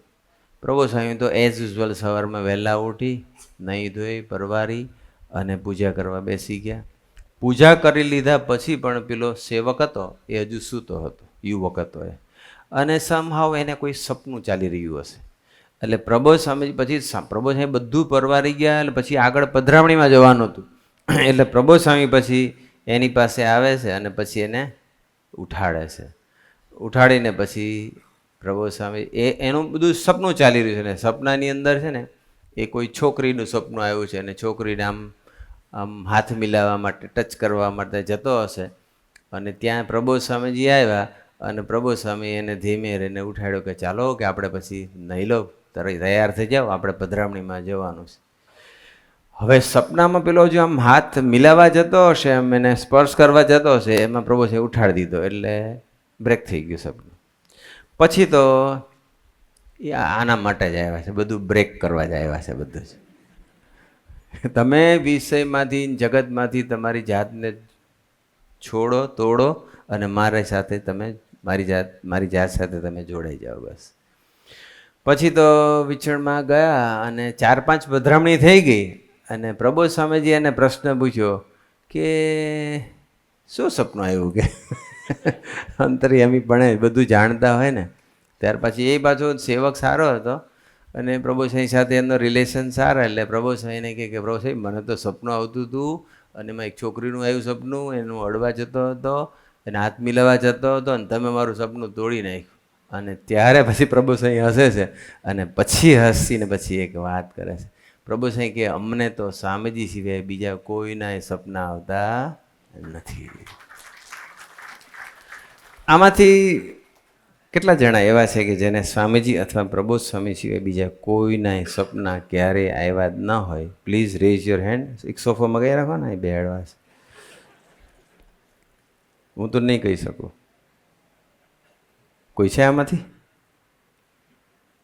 તો પ્રબોધ સ્વામી એવું કે અમને સ્વામીજી સિવાય કોઈના સપના આવતા નથી. તો કેવું એ પુરુષ કેવા પુરુષ છે વિચારી લઈએ આપણે. આવા પુરુષને આપણને તો તમે તમારી પાસે સ્વામી કોલસા હોય, સોનું હોય તો તમે કોલસા તરફ નજર રાખો કે સોના તરફ નજર રાખો? તો આપણને ભગવાન મળ્યા છે, રાઈટ? પણ ગુણાતીતાનંદ સ્વામી કહે છે ને કે ચિંતામણી કંઈ રૂપાળી ના હોય, પથરા જેવી દેખાતી હોય, પણ ચિંતામણીની તાકાત એવી હોય તમે ચિંતામણી એમ બાજુમાં રાખીને હાથમાં રાખીને સંકલ્પ કરો ને તો એ સંકલ્પ ઓન ધ સ્પોટ સાકાર થાય. એમ ભગવાન ચિંતામણી જેવા છે, બધું જ થાય પણ આપણે ચિંતામણીને ઓળખી શકતા નથી. ચિંતામણી રૂપાળી ના હોય એમ ભગવાન પણ મનુષ્ય જેવા દેખાતા હોય પણ એ આપણે એમાં માર ખાઈ જઈએ છીએ. આગળ આપણે વિચારીએ.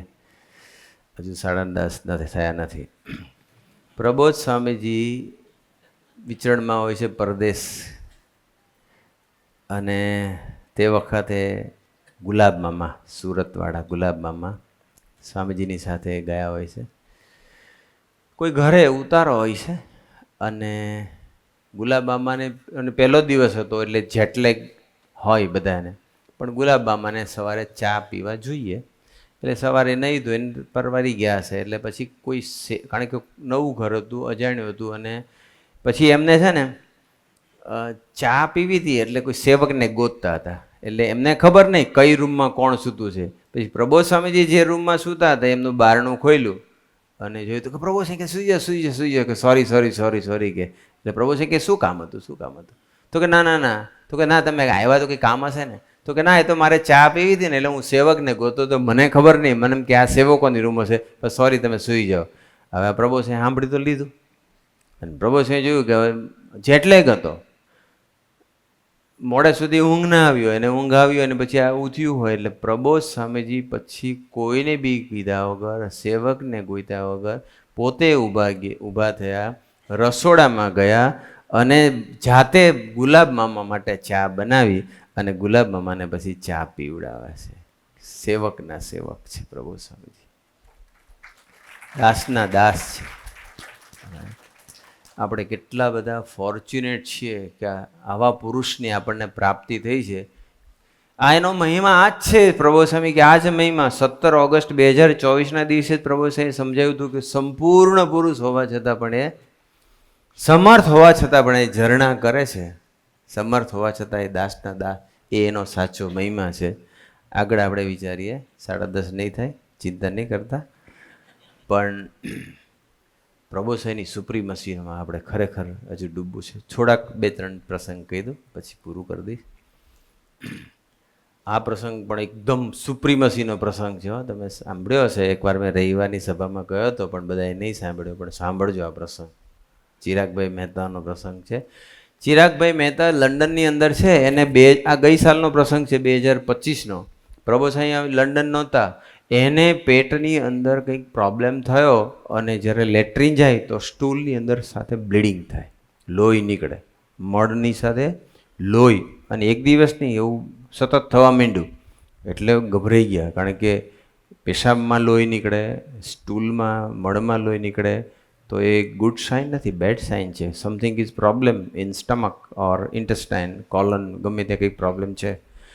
તો એમને પછી તાત્કાલિક ડૉક્ટરને બતાવવા ગયા અને ડૉક્ટરને બધી વાત કરી. એટલે ડૉક્ટરે એવું કીધું કે તમારે કોલોનોસ્કોપી કરવી પડશે, કારણ કે કોલોનોસ્કોપી કરાવીશું, ગુદાથી અંદર બધો દૂરબીન નાખે એટલે કઈ જગ્યાએ શું પ્રોબ્લેમ છે, કેન્સર છે કે બીજી કોઈ ઇન્જરી છે, કોઈ ફોલ્લી થઈ છે, ચીરા પડી ગયા છે, કઈ શું કોઈ લોહીની નસ કે તૂટી ગઈ છે, શું છે બધું ખબર પડશે, પણ કોલોનોસ્કોપી કરવી પડશે. એટલે એને કીધું કે સારું, કોલોનોસ્કોપી કરાવો. એટલે કોલોનોસ્કોપી કરાવતા પહેલાં પેટ છે ને, આંતરડા, લાર્જ ઇન્ટેસ્ટાઇન, કોલન એકદમ ખાલી હોવું જોઈએ. અને એ માટે એ લોકો આગલા દિવસે સવારે દવા આપે. અને એ દવા એવી હોય કે વારે વારે લેટ્રિન જવું પડે, ક્લીન કરવાનું હોય, એટલે 15-20 વખત તો મિનિમમ જવું જ પડે. અને બધું ક્લીન થાય, આંતરડું એકદમ, આંતરડાની વોલ એકદમ ક્લીન હોવી જોઈએ. અને પછી કેમેરો નાખે તો એક્ઝેક્ટ ખબર પડે કે કયા પાર્ટમાં પ્રોબ્લેમ છે. એટલે એ બધું નક્કી થઈ ગયું. અને એ પ્રમાણે પછી ચિરાગભાઈ કીધું કે વાંધો નહીં. હવે બન્યું એવું કે એના આગલા દિવસે એ મંદિરે, લંડન આપણે મંદિરે, હેરો મંદિરે દર્શન કરવા ગયા. તો પૂજારી હતા, એને પૂજારીએ કીધું કે આવો થોડું જમો. તો કે ના, હવે મારે આજે નહીં જમાય. તો કે થોડો પ્રસાદ તો લો, થોડુંક લો એમ. એટલે પછી એમને થયું કે બહુ આગ્રહ કરે છે, એટલે 1 ચમચીમાં બાફેલા મકાઈના દાણા, સલાડ હતું, થોડું બ્રોકોલી હશે ને બધું હશે, તો 1 ચમચી બી પૂરી નહોતી, થોડુંક અધૂરી, અડધી-પોણી ચમચી હશે, એમને આપ્યું. અને તો બાફેલું હતું, કાચું હોય તો એ પચવામાં થોડો ટાઈમ જાય, આ તો બાફેલું હતું, બોઇલ્ડ. એમને લીધું અને પછી ઘરે ગયા. પછી બીજે દિવસે પછી એમને પેલી દવા 2.5 ગ્લાસ પાણીમાં નાખી દવા, અને પછી વારે વારે સ્ટૂલ, લેટ્રિન જવું પડે. 16 ટાઈમ ગયા, આખું પેટ ખાલી થઈ ગયું. અને પછી થાકી બી ગયા હતા, એટલે રાત્રે સૂઈ ગયા, પ્રાર્થના કરીને સૂઈ ગયા. અને રાત્રે પ્રબોધ સ્વામીજીએ સપનામાં દર્શન આપ્યા. અને પ્રબોધ સ્વામીજી એટલું જ બોલ્યા, ચિરાગભાઈ તમારી કોલોનોસ્કોપી ફેલ જશે. કોલોનોસ્કોપી એટલે એ સપનામાં પ્રભુસાઈને પૂછે કે પ્રભુસાઈ મારી કોલોનોસ્કોપી કેમ ફેલ જશે? કેમ ફેલ જશે? તો કે તમને ના પાડી હતી ને લેવાની, તમે કેમ લીધું? ડૉક્ટરે ના પાડી હતી ને તમે કેમ લીધું? એટલે પછી તો કશું નહીં, સવારે ઉઠ્યા ને પછી તો એમને થયું કે આ તો હું આખો દિવસ વિચારમાં રહ્યો હોઈશ ને, એટલે સપનું આવ્યું હશે, બાકી આમાં તો કંઈ વાંધો ના આવે. હોસ્પિટલ ગયા, હોસ્પિટલમાં દાખલ થઈ ગયા, કોલોનોસ્કોપી ચાલુ થઈ ગઈ, ઓટીમાં લઈ ગયા, એને જનરલ એનેસ્થેસિયા આપ્યો, કોલોનોસ્કોપી ચાલુ થઈ ગઈ. અને પછી એમને કહી દીધું કે હવે પૂરી થઈ ગઈ છે અને અમે તમને પછી રિપોર્ટ મોકલીશું. એ ઘરે ગયા અને ડિસ્ચાર્જ આપ્યો, ઘરે ગયા. અને ઘરે ગયા અને બીજે દિવસે ડૉક્ટરનો ફોન આવ્યો કે તમારી કોલોનોસ્કોપી ફેલ ગઈ. તો કે કેમ ફેલ જાય? મેં તો તમે જેમ કેમ બધું કર્યું છે. તો કે તમે પેલી દવા લીધી? તો કે લીધી. તો કે તમે ગયા હતા, બોલ ક્લીન થયું? તો કે થયું હતું. કેટલી વાર ગયા હતા? તો કે 16 વખત. તો કે ભલે તમે દવા લીધી ને ક્લીન થયું હશે, પણ અમારા કોલોનોસ્કોપીમાં કોઈ મકાઈના ફોતરા જેવું ફાઇબર વોલમાં ચોટેલું છે ને, એટલે કોલોનોસ્કોપી ન થાય. અઠવાડિયા પછી ફરી આવજો, આપણે ફરી કરવી પડશે. Colonoscopy fail. તમે વિચારો તો ખરા, પ્રબોધ સ્વામી ત્યાં હતા અને શું પ્રબોધ સ્વામીને એમને રિપોર્ટ આપ્યો હતો? પ્રબોધ સ્વામીને કીધું હતું? અને શું પ્રબોધ સ્વામીને કીધું હતું કે પ્રબોધ સ્વામી મકાઈ ખાઈ લીધી છે તો ધ્યાન રાખજો? કશું જ નહીં. તો કેટલા વિઝનરી પુરુષ, કેટલા સર્વજ્ઞ પુરુષ કહેવાય કે એને બધી જ ખબર હતી. અને કે ભાઈ આમને મકાઈ ખાધી છે અને મકાઈ ચોંટી છે. તો આપણા આંતરડામાં મકાઈના ફોતરા કે કશું બી ચોંટ્યું એ ખબર પડે તો આપણા અંતરાત્માની અંતઃકરણમાં કેટલો બધો કચરો જોઈતો છે એનો એને સમ્યક ખ્યાલ છે. અને 1 સેકન્ડના લાખમાં ભાગમાં એને ધોઈ નાખે એવી એનામાં સામર્થ્ય બી છે. બસ આપણે એના જીવનમાં ડૂબેલા રહેવાનું છે. કેમ કર્યા કરવાનું છે આપણે એની આજ્ઞા નહીં લોપવાની. રવિવારની સભા ભરવાની છે, અઠવાડિક સભા આપણી ભરવાની, એક લોકલ ભરો, એક રવિવારે ભરો. આપણે શિક્ષાપત્રી પાળવાની છે. 2 સારા સાધુ 4 સારા હરિભગતની ગોદમાં બેસવાનું છે. પ્રભુ સ્વામીજી કહે છે એમ સાધ્ય ભજન કરવાનું. અને સૌથી મોસ્ટ ઇમ્પોર્ટન્ટ, કોઈ દિવસ ભગવાનના ભક્તના અભાવમાં પડવાનું. આટલું પાકું હોય ને તો કોઈ પ્રારબ્ધ આવે જ નહીં, કોઈ દુઃખ આવે જ નહીં, કોઈ દેશકાળ આવે જ નહીં, કોઈ રોગ આવે જ નહીં, કોઈ મૂંઝવણ આવે જ નહીં. આમાંથી કંઈકનો લોચો પડે છે એટલે પછી ભગવાનને કંઈક આપણે દુઃખી ભજન કરવા માટે પછી થોડું દુઃખ આપતા હોય છે. પ્રબોધ સ્વામીની કેટલી સામર્થ્ય, અને સપનામાં આવીને કહી જાય કે તમારી કોલોનોસ્કોપી ફેલ જશે, અને સપનામાં રીઝન પૂછે છે તો કહે છે કે તમે મકઈ મીન્સ ખાવા, ડૉક્ટરે ના પાડી હતી એને ખાધું. આપણે ડૉક્ટરની આજ્ઞા લોપીએ ને એને ખબર પડી દીધી હોય તો આપણે શિક્ષાપત્રી અથવા ગુરુહરિની આજ્ઞા લોપવું હું કે તમે, તો એને નહીં ખબર પડતી હોય. એની જાણ બહાર કોઈ ચીજ નથી. સ્વામીજી કહેતા હતા કે તમે દુનિયા આખીને છેતરી શકશો, કદાચ સુપ્રીમ કોર્ટના જજને તમે છેતરી શકશો, but you can't cheat the supreme. સ્વામીજી બહુ બોલતા હતા. ના છેતરી શકાય, પ્રભુ સાહેબને બી ના છેતરી શકાય. એવા પુરુષ છે, કેટલી એની સામર્થ્ય છે, અને છતાં પણ એ પુરુષ ગમે તેવો જીવ હોય હાવ એનું પણ અપમાનો સહન કરે. એક વખત પ્રભુ સ્વામીજી વર્ષો પહેલાં હરિધામની અંદર જે બધા સંતોને જોઈતું કરતું હોય વસ્તુ પદાર્થ, કોઈને કોઈ બેટરી જોતી હોય, કોઈને કોઈ બૂટ ચપ્પલ જોતા હોય, કંઈ પણ જોતું હોય નાનો મોટો પદાર્થ જરૂરી, તો એ સ્ટોર છે એની અંદર બધું રાખેલું હોય, અને જેને જે જોઈએ આપે. અને પ્રભુ સ્વામીજી ત્યાં એ સેવામાં હતા. એટલે એક સેવક એ પછી પ્રભુ સ્વામીજી પાસે આવે છે. હવે એ જે હતો સાધક, એને પ્રભુ સ્વામીજી માટે અભાવ હતો. એનું કારણ કુસંગ હતો, અને બધું જેલસીને લઈને એ દ્વેષભાવ હતો. કારણ કે માણસ છે ને ઈર્ષા એટલી બધી કરતો હોય છે ને, ઘણી વાર કોઈની આગળ પ્રગતિ થાય ને એનાથી સહન નથી થતું, અને સહન ન થાય એ ઈર્ષા છે. અને ઈર્ષાને લઈને પછી માણસ ગમે તેવું સ્ટેપ લેશે, ગમે તેવું સ્ટેપ લે. આમાં એવું જ કંઈક બન્યું કે હેરાન કરવા માટે, અને જે એનો ટાઈમ હતો એ ટાઈમે ન ગયા, ખોટા ટાઈમે ગયા કે મને જોઈએ છે તમે તાત્કાલિક. પ્રભુ સાહેબ સ્પેશિયલ એના માટે ખોલી સુગમ સ્ટોર. પછી એના બધું દેખાડ્યું તો કે આ નહીં, પેલું નહીં. એટલો ટાઈમ લીધો, હજી બીજા કોઈ બતાવો, મારા માફક નથી આવતા, મારા માપના નથી, મને આ નથી ગમતા. તો બધું પ્રભુ સાહેબ પછી ઉપર માળિયામાં ચડે છે, એમાં બેટરીથી બધું પ્રકાશથી બધું ખોલે છે, પછી બધું નીચે ઉતારે છે, 1 by 1 બધા દેખાડે. પેલાને એકચ્યુઅલી જોતા નહોતા, એ હેરાન જ કરવા માટે એ આવેલો હતો. ઈર્ષા બહુ ડેન્જરસ વસ્તુ છે, બહુ ડેન્જરસ વસ્તુ.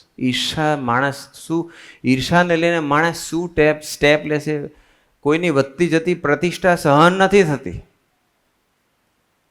અક્ષરધામમાં જવા જેવો મુક્ત હોય, પણ જો એને ઈર્ષા આડી આવી ગઈ તો એ નરક યોનિમાં જતો રહે. ઈર્ષા એટલી ડેન્જરસ. બહુ બધી ઈર્ષાના પ્રસંગો તો આપણે ખૂબ સાંભળ્યા છે. આ ત્યાગપ્રિય સ્વામી છે મારી સાથે જોડમાં અત્યારે.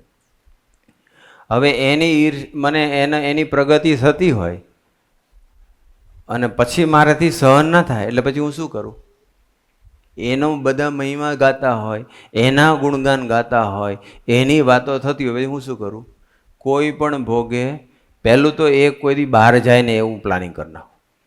જો મારું ચાલતું હોય તો બહાર જ ના જાઉં. બહાર જાય તો લોકો મહિમા સમજે. બીજું, એનો જે મહિમા સમજે છે એવા જે સંતો મુક્ત હોય એ બધા પ્રવચન કરતા એને બધા બંધ કરાવી દઉં, તમારે વાત નહીં કરવાની. ઈર્ષા એટલી ડેન્જરસ છે, કોઈની પ્રગતિ એથી સહન જ ના થાય, અને છેલ્લે તો મારી નાખવા પ્રયત્ન થાય, દ્રોહ કરી નાખે.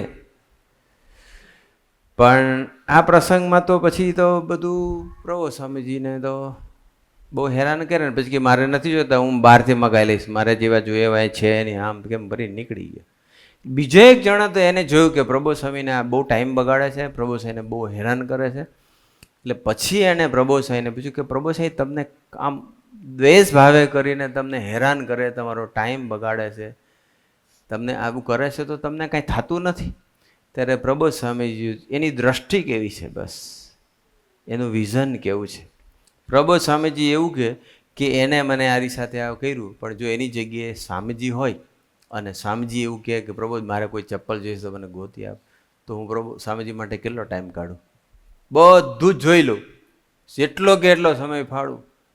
તો મારા માટે તો આ સ્વામીજીનું સ્વરૂપ જ છે ને. તો એની દ્રષ્ટિ કેવી છે જો તમે. આપણને મનાય છે ભક્તો બ્રહ્મની મૂર્તિ મનાય છે, પણ આપણને જે મળી છે ઓરિજિનલ અક્ષર બ્રહ્મની મૂર્તિ છે, એટલું તો આપણે 24 કલાકની હરેક સેકન્ડ માનતા થઈએ બસ.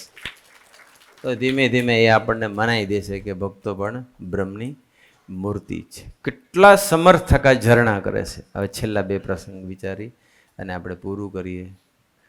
આગળનો પ્રસંગ એવો છે કે પ્રબોધ સ્વામીજી, આ વખતે હું USA ગયો તો, અહીં વિરાટસિંહ બેઠા છે, હવે એમનું બધું નિર્માણ ને બધા બેઠા છે. હું ગયો તો લાસ્ટ યર US ન્યૂજર્સી, ત્યારે ભાગવતભાઈ છે, તો ભાગવતભાઈના ઘરે જવાનું થયું હતું, મારા થાળ હતા એટલે ઘરે ગયા હતા. ત્યારે ભાગવતભાઈ મને ઘણા પ્રસંગો શેર કર્યા. એમાંનો એક પ્રસંગ છે, આ એક પ્રબોધ સ્વામીજીની સુપ્રીમસી છે. ગુણાતીતાનંદ સ્વામી સાંકળા વદરના બીડમાં બોલ્યા હતા ને, પેલા ઢોર બધા ગંધાતા હતા, બધા નાક બંધ કરી દીધા હતા, દુષ્કાળનું વર્ષ હતું, ત્યારે ગુણાતીત બોલ્યા કે અક્ષરબ્રહ્મની સહેજ દ્રષ્ટિ ખસી જાય તો આનંદ બ્રહ્માંડ ગંધે ઉઠે. કેટલી એની તાકાત. એવું કંઈક દર્શન આમાં પ્રબોધ સ્વામીએ કરાયું. 2017ની સાલમાં એ પ્રોપર્ટી, એ જગ્યા લીધી ભાગવતભાઈએ, અને એ જગ્યા પર પછી 1 એકરની જમીન હતી, ઘણી મોટી હતી મકાન માટે તો.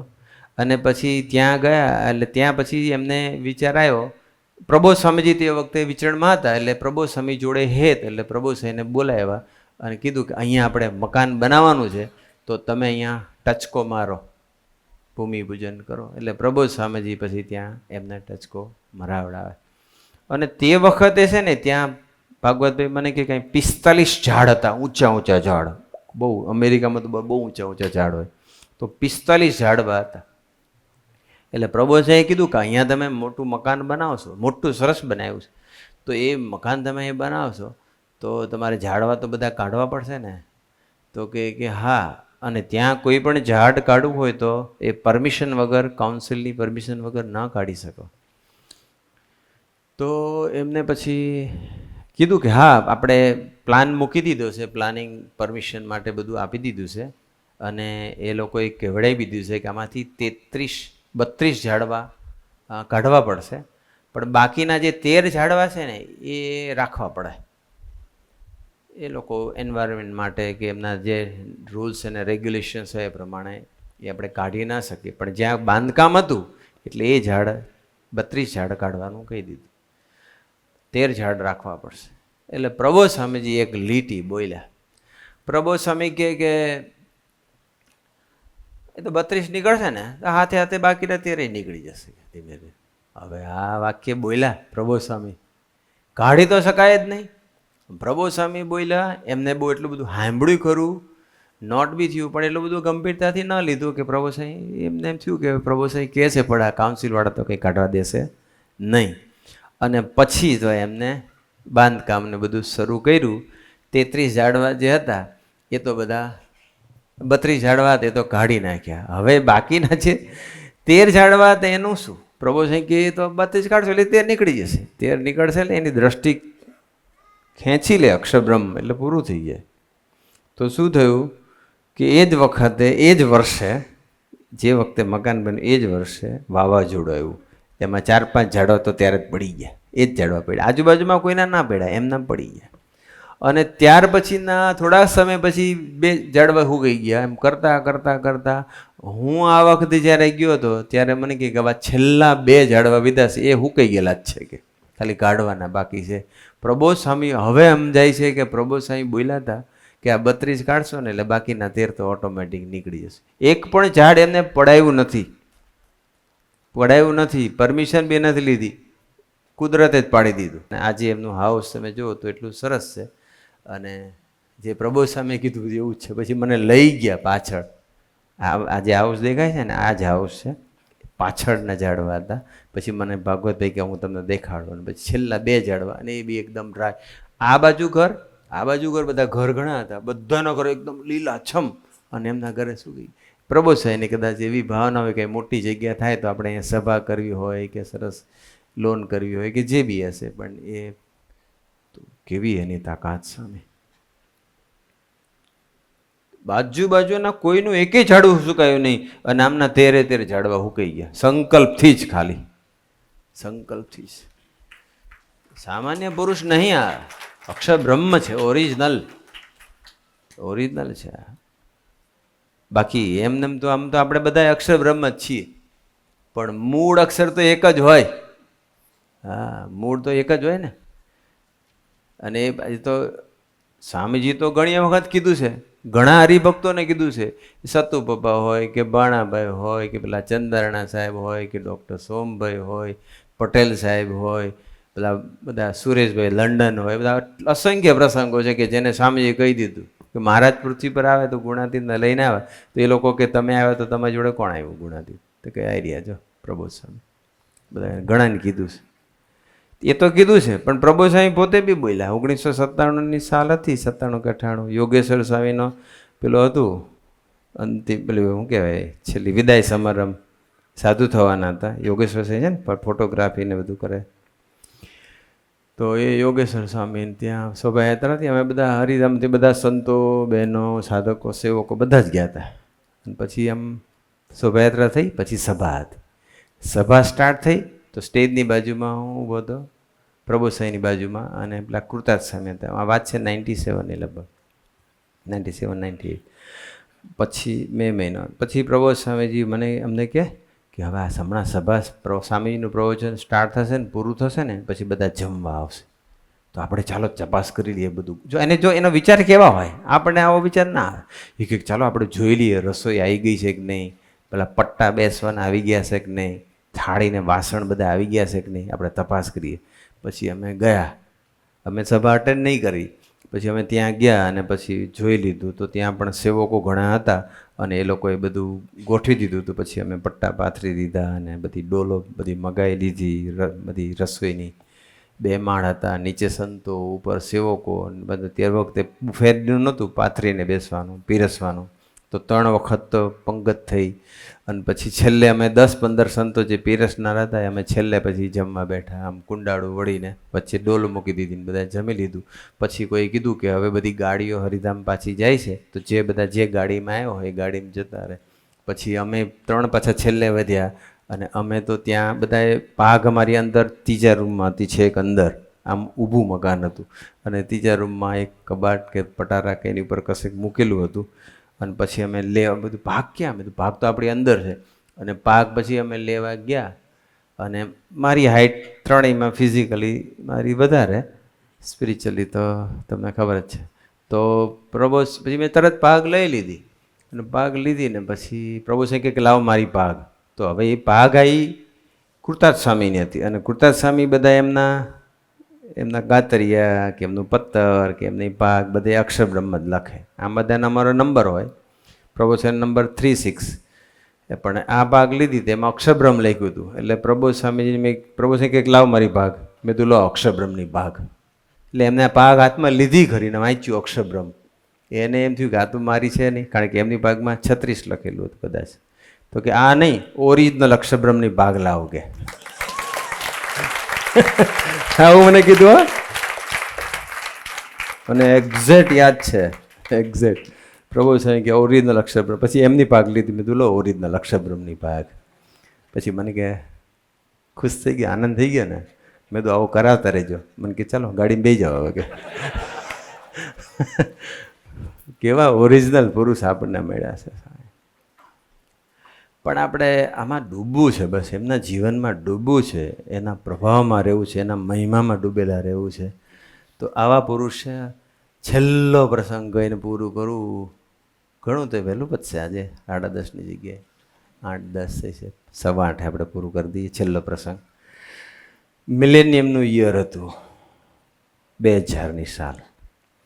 અને સ્વામીજીના સાનિધ્યમાં પછી હરિધામમાં યોગી પ્રાર્થના હોલમાં જ કદાચ ખબર નહીં કઈ જગ્યાએ પણ એક મિલેનિયમનું યર હતું એટલે પછી ભેગા મળીને મિલેનિયમની ઉજવણી કરવાની હતી. અને એમાં એવું હતું કે એવું નક્કી થયું હતું કે દરેક સંતોના જે ગ્રુપ છે ને એ ગ્રુપના લીડર આવીને પછી વન બાય વન બધાએ પ્રાર્થના કરવાની, આવું પ્લાનિંગ થઈ ગયું હતું. ને બાકી સ્વામીજીનો લાભ ને બીજું બધું કેક કટિંગ આ તે બધું જે કંઈ હશે એ હશે. હવે પછી પ્રબોધ કોઠારી સ્વામી એ ગ્રુપના લીડર, બી ગ્રુપના લીડર પ્રબોધ સ્વામીજી, પછી CDEF બધા ગ્રુપ જે હતા તો બધાએ તૈયારી કરતા, બધા પ્રાર્થના વિચારી રાખે. હવે પ્રબોધ સ્વામીજી શું, તમે જો એની કેટલી બધી જ્ઞાન ગરીબી છે. અનંત બ્રહ્માંડમાં જ્ઞાન અક્ષર બ્રહ્મને લઈને છે, ઓરિજિન એનું એ છે. આપણી બુદ્ધિ શક્તિ, આપણી જે સ્મૃતિ શક્તિ છે એ અક્ષર બ્રહ્મને લઈને છે. અહીંથી અક્ષર બ્રહ્મ શક્તિ ખેંચી લેતો ક્યારે થયું તું પારાયણ? અહીં અમદાવાદમાં થયું હતું ના હોય તો ના જોઈએ ને, તારું ગયું બધું એટલે ખેંચી લે તો પૂરું થઈ જાય. સ્વામી આપણામાં કશું છે જ નહીં, આપણાથી શેક્યો પાપડ ન ભંગાય. સ્વામી હું અત્યારે નેક્સ્ટ શ્વાસ લઉં છું એ બીકોઝ ઓફ હિમ. અમે હું ને તમે પછી કશું થાય એમ નથી, કોઈ દિવસ હુંવાટો કરવો જ નહીં. તો પ્રબોધ સ્વામીજી આટલું ભવ્ય સ્વરૂપ, સંપૂર્ણ સ્વરૂપ, ઓરિજિનલ અક્ષર બ્રહ્મ, અને એ પ્રબોધ સ્વામીજી બધા સંતોને કે ગુરુ પ્રસાદ સાહેબ બધાને કે મારે આવું મને બોલતા ફાવતું નથી અને મને આવી પ્રાર્થના કરવાનું ફાવે નહીં, એટલે શું બોલું શું કરવું મને ખબર નથી, તમે મને લખી આપો. આ હું આ સાચી વાત કરું છું. તો પ્રબોધ સ્વામીજીએ પછી લખાવડાયું એક સંત પાસે, લખાવડાયું પ્રાર્થના કે આવી આવી પ્રાર્થના, તો કે તું મને લખી આપ. અને લખાવડાવ્યા પછી એટલું જ નહીં, પછી એ આખો દિવસ જ્યાં જ્યાં જે સ્પોટ પર બેઠા હોય ને જ્યાં મળે ને તે વાંચે, ગોખે.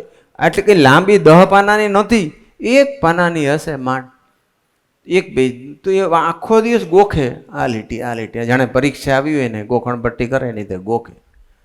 આખો દડો મંદિરે જાય, રૂમે બેઠા હોય, હાલતા એ ચિઠ્ઠી જોડે જ રાખેલી એમને, અને જોઈને વાંચીને ગોખે ગોખે. બોલો કેવું કહેવાય, કેટલી જ્ઞાન ગરીબી. અને પછી જ્યારે સભા ચાલુ થઈ અને સભામાં પછી વન બાય વન બધા કોઠારી સ્વામીથી સ્ટાર્ટ થયું, એટલે કોઠારી સ્વામી પણ એમની રીતે સરસ એમને પ્રાર્થના કરી અને પછી પ્રબોધ સ્વામીજીનો ટર્ન આવ્યો. એટલે પ્રબોધ સ્વામી તો આખો દિવસ મોઢે કરી નાખ્યું હતું, ગોખી નાખ્યું. અને જ્યાં એમનો ટર્ન આવ્યો અને પછી સજાનંદ સ્વામી મહારાજની જેને શ્લોક બોલીને જ્યાં બોલવા ગયા ને, તો બોલતા બોલતા એમને થયું કે મેં પ્રાર્થના આખી મોઢે કરી હતી પણ હું ભૂલી ગયો. એમ કરીને પછી ચશ્મા પહેર્યા અને પેલી ચિઠ્ઠી કાઢી અને બધાની વચ્ચે ચિઠ્ઠી વાંચીને પ્રાર્થના બોલી ગયા. કેવું કહેવાય, કેટલી જ્ઞાન ગરીબી. એને લઈને હું તમે યાદ રાખી શકીએ છીએ પ્રસંગો કે બીજું બધું. અને એ પુરુષને શું ભૂલી જવાય આખો દિવસ? શું એને લખતા ના આવડે? અને શું એને બધું એટલું યાદ ના રહે? અત્યારે કેવા પ્રસંગો કહે છે જૂના જૂના, તો હમણાં પછી અહીંયા એવડી આવ્યા પછી સ્મૃતિ શક્તિ વધી. એ તો બધું બહુ ધ્યાન રાખવું પડે. પણ એ આપણા માટે બધું જ્ઞાન ગરીબી. આપણે ગમે એટલા મોટા થઈએ, ગમે એટલા ગુણ, બુદ્ધિ, શક્તિ, સામર્થ્ય, ઐશ્વર્ય, પ્રતાપ, લક્ષ્મી, સ્ટેટસ, પોસ્ટ ગમે એટલું આવે ને, છતાં પણ જરાય ઈગો વધુ ના છે. બસ ગરીબ થઈને જીવવાનું, દાસનો દાસ થઈને જીવવાનું. પછી બધાની વચ્ચે વાંચી છે આપણે એમ થાય કે કેવા પુરુષ છે ને કેટલું છુપા વર્તે છે. એમ આવા અદ્ભુત, આવા તો અસંખ્ય પ્રસંગો છે. પણ અહીંયા આપણે હવે પૂરું કરીએ. આપણે પ્રબોધ સ્વામીજી, ગુરુ હરિ સ્વામીજી, ભગવાન સામાયણથી લઈ બધા જ પ્રાર્થના કરીએ બસ કે આપનો મહિમા તો એટલો બધો અપાર છે, અપાર છે, અપાર છે. કોટી કલ્પ સુધી મહિમાનું ગાન કરીએ ને તો પણ આપણે ગાન ન કરી શકીએ. તો અમને જેટલું કંઈ જાણવા મળ્યું છે, જેટલું બી સંતો મુક્તો આપના થકી અમને જે કંઈ આપનો મહિમા સાંભળવા મળે છે, વાતો, વચનામત, પુરુષોત્તમ બોલ્યા પ્રીતે, કે જે આપણા બધા મંદિરના, આપણા બધા જે પબ્લિકેશન હોય, ગ્રંથ હોય, એ બધામાં જે કરનાર એ મહિમાના વિચારમાં અમે રહીએ. આપે જ કહ્યું છે શરૂઆતમાં જ પહેલાં જ પ્રકરણની પહેલી જ વાતમાં કે ભગવાન અને સાધુના મહિમાની વાતો નિરંતર કરવી અને સાંભળવી. અમે 7 દિવસના પારાયણમાં તો ભગવાન સામેણથી લઈ આપના સુધીના બધા મહિમાના પ્રસંગો થોડા ઘણા અમે વિચાર્યા, પણ હવે પછી અમે ગેપ ન પાડી દઈએ. ભલે કદાચ મંદિરે અમે રોજ ના આવીએ, ફક્ત રવિવારે આવીએ, અઠવાડિયામાં 1-2 વખત આવીએ, પણ અમે ઘરે હોય તો યુટ્યુબ પરથી, પુસ્તકોમાંથી, ઓડિયો MP3 હોય, હરિપ્રબોધમ વૃંદ હોય, કે જે આપણને બધા સોર્સિસ છે એમાંથી નિરંતર અમે કથા વાર્તા સાંભળ્યા કરીએ, વાંચ્યા કરીએ, એનું મનન ચિંતા કર્યા કરીએ અને આપના મહિમામાં અખંડ રહી શકીએ. એ માટે અમને સૌને ખૂબ ખૂબ બળ બુદ્ધિને શક્તિ આપો. એ જ પ્રાર્થના સજાનંદ સ્વામી મહારાજની જય.